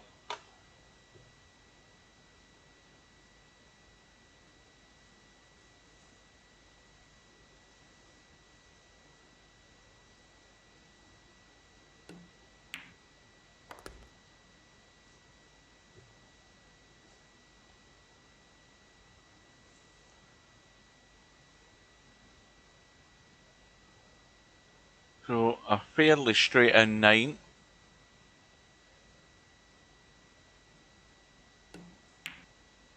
Oh, he's misjudged it.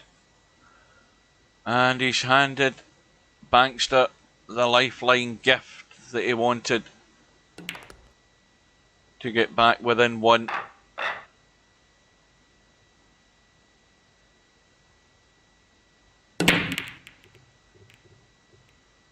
Well, Bankster, I don't know whether he's amping this break, because the break seems very heavy.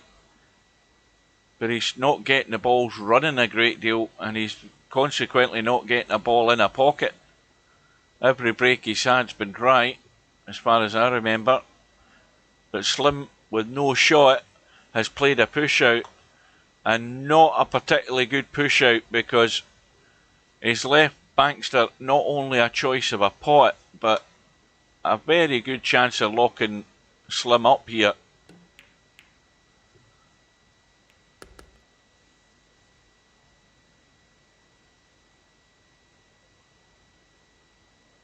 Yeah, I'm a couple of points behind you, Potman. And that's on the Nadal serve as well.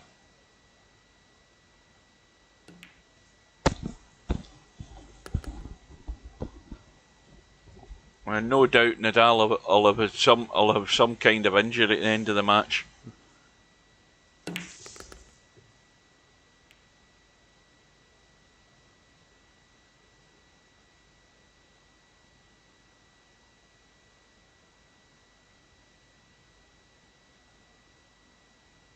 Nadal's hit it wide. Love 40.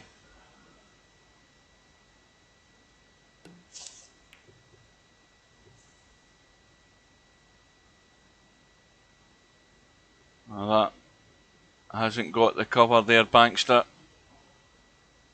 And now Slim going to have to run this cue ball to get back up the table.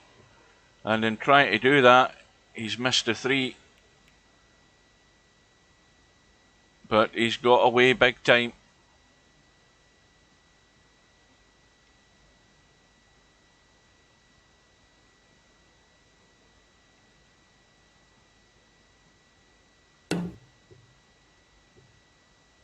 So now, having fluked to snooker, Slim's got now ball in hand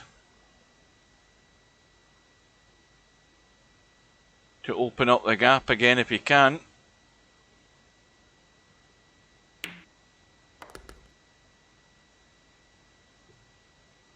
Djokovic wins. That's a big win for Djokovic, that. A big win. Well, it's a huge win considering the dominance that Nadal has had at that tournament. I mean, he's been pretty much unbeatable. And Djokovic has come through. And he's going to be odds-on favourite for the final against this Tsitsipas guy. Even though he's a danger, this Tsitsipas. I think that's his name.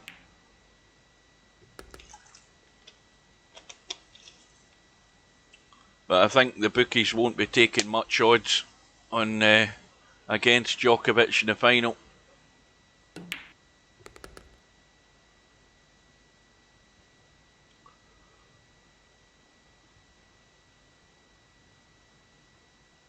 What's that? Only 22 what?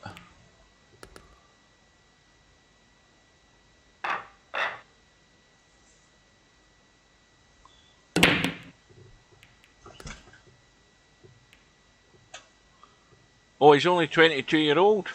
I thought he'd been around a bit longer than that. He must have been 19 when I first seen him then. Right, we don't need to see the interview.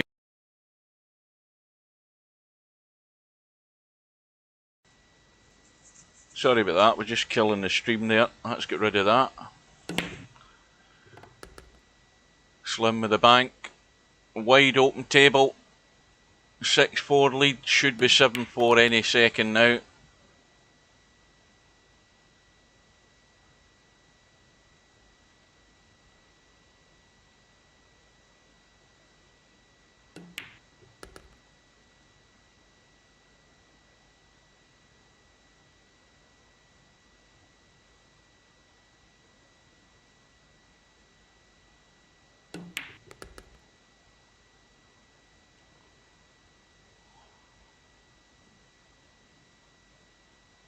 Well, what kind of line has he got in this 7? Dead straight. Now, is he going to be hampered? Yes, he is. Well, this is gone. Just with one shot, it's gone outward.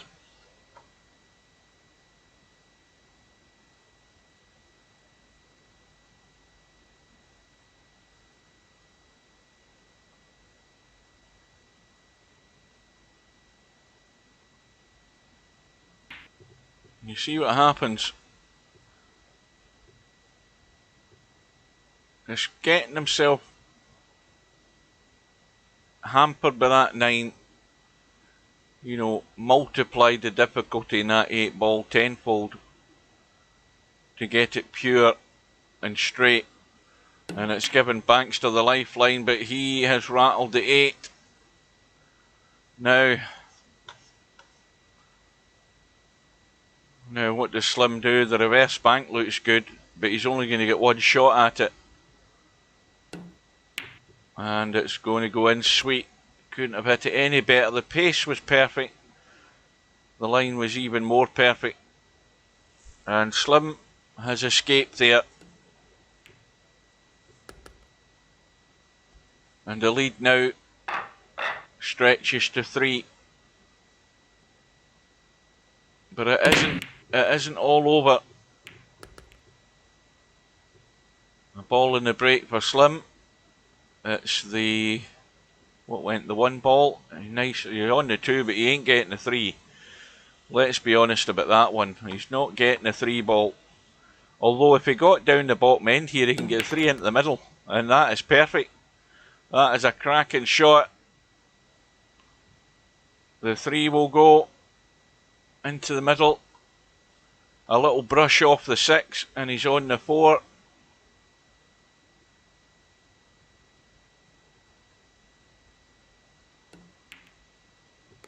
Well, he couldn't have played that any better to get down and give himself a chance at that 3, because it's only one place you could get to actually get a shot on it. And couldn't avoid the 9. And again, the wrong side of this 5. Now, how much does he want to put in this cue ball? Because he could go off the rail and inside right English to come that way. And he's got inside it. Don't know whether he actually needed to put much on it. It didn't look as if he did. Now, it's all out for the stun in and hold the cue ball for this 7. Unless he wants to run it into the gap. He's gone into the gap, and that's what's caused the miss. The stun and the run into the gap, and he's hung the 6, and it's a gift. It's wrapped up in a red bow here for Bankster, because he only needs that 6 ball. And if why he's played that with a big draw, I don't know, because that's the one thing you don't do. Because when you've got a ball over a pocket, you don't do anything silly like that. Because that cue ball could have found a pocket there, and you would look a right numpty. And the 7 ball has gone in the break. Half a shot in the 1. Could bank this, could cut it. But if you're in any intention of running the table, you've got to go up for the 2. And has he got second prize? Well, it's not a difficult jump. But Slim's going to have a similar problem. He's going to be able to jump this. He'll be able to pot the 1. He might not be interested in it though. And he's looking to get cover, or at least get distance. And Bankster with a similar problem. No problem in being able to jump this. But look where the 2 is, so Slim to 0 chance of getting to the 2. He'll take that as an end result though.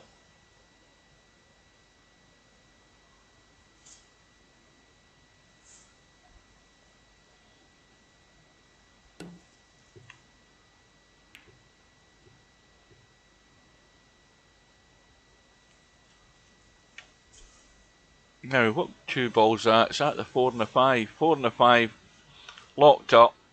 Although if you look at the 4 and the 5 and the 8, well, that was a combo for a second there. It isn't anymore, because Bankster has got lucky. He's got a breakout on the 2 of them. He's on the 2.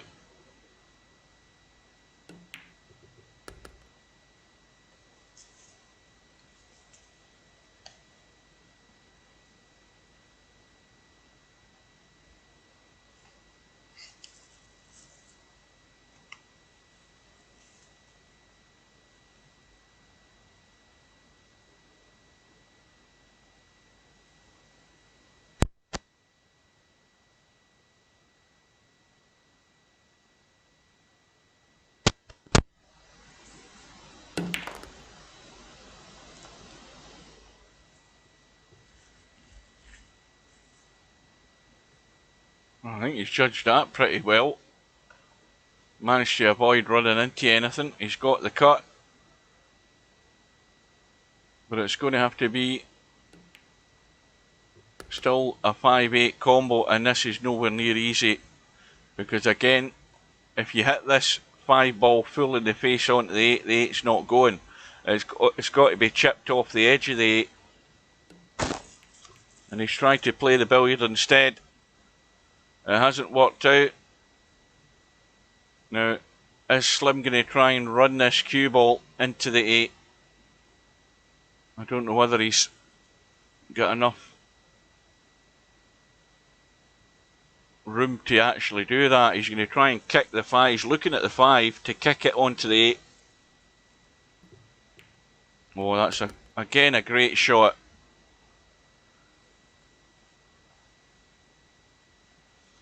A feather edge of the 5 to make the cut. Really thin edge.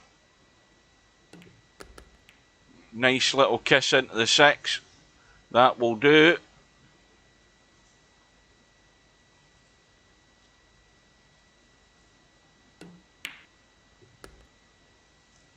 Where's the cue ball going here? Well, that's the worst place to finish.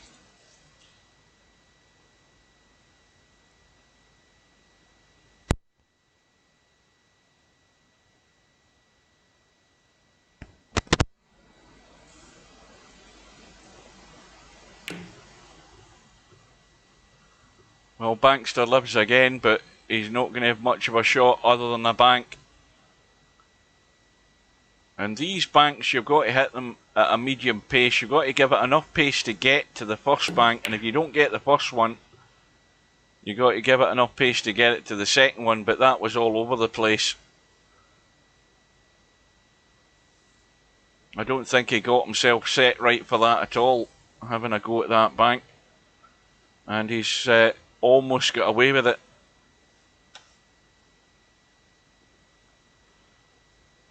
But this to take Slim to the hill, and never in doubt. Where's the cue ball? The cue ball's okay. So one pocket Slim is one away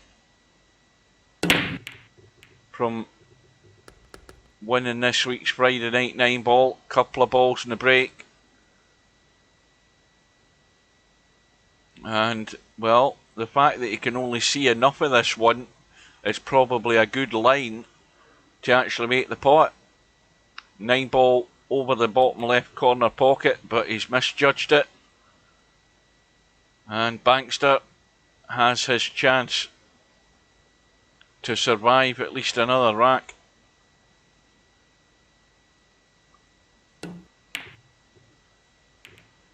Well, that was not the shot,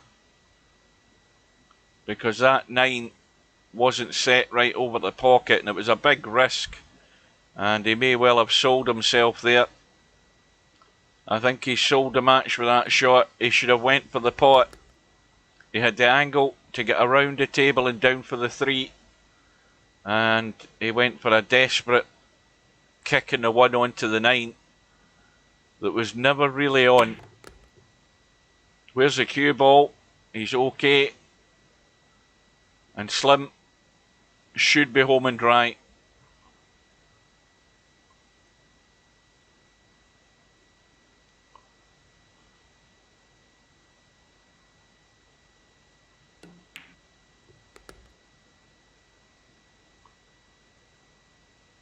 But it's been a good tournament for Bankster. He's made use of that handicap most of the time when given the chance, and that's the difference though. Is, you know, you get a handicap, but are you going to be good enough to use it? And Bankster has used it pretty much all night to get to the final, so he's going to get a fair payout. And it's been a good tournament for him. It's been a fairly consistent standard from Slim tonight. He has played fairly solid all the way through, and he's a deserved winner. Oh dear, the commentator's curse has done it again. Oh well, how's that for a bit of good luck? Bankster's got absolutely nothing on the 7. He's nailed to the 7. And he's just going to have to give this a blast. You've just got to give this a thump. I'd be giving it full amp and banging that 7 ball. What's he trying? Is he trying to chip the 9? Well, he's played it safe, that's one thing.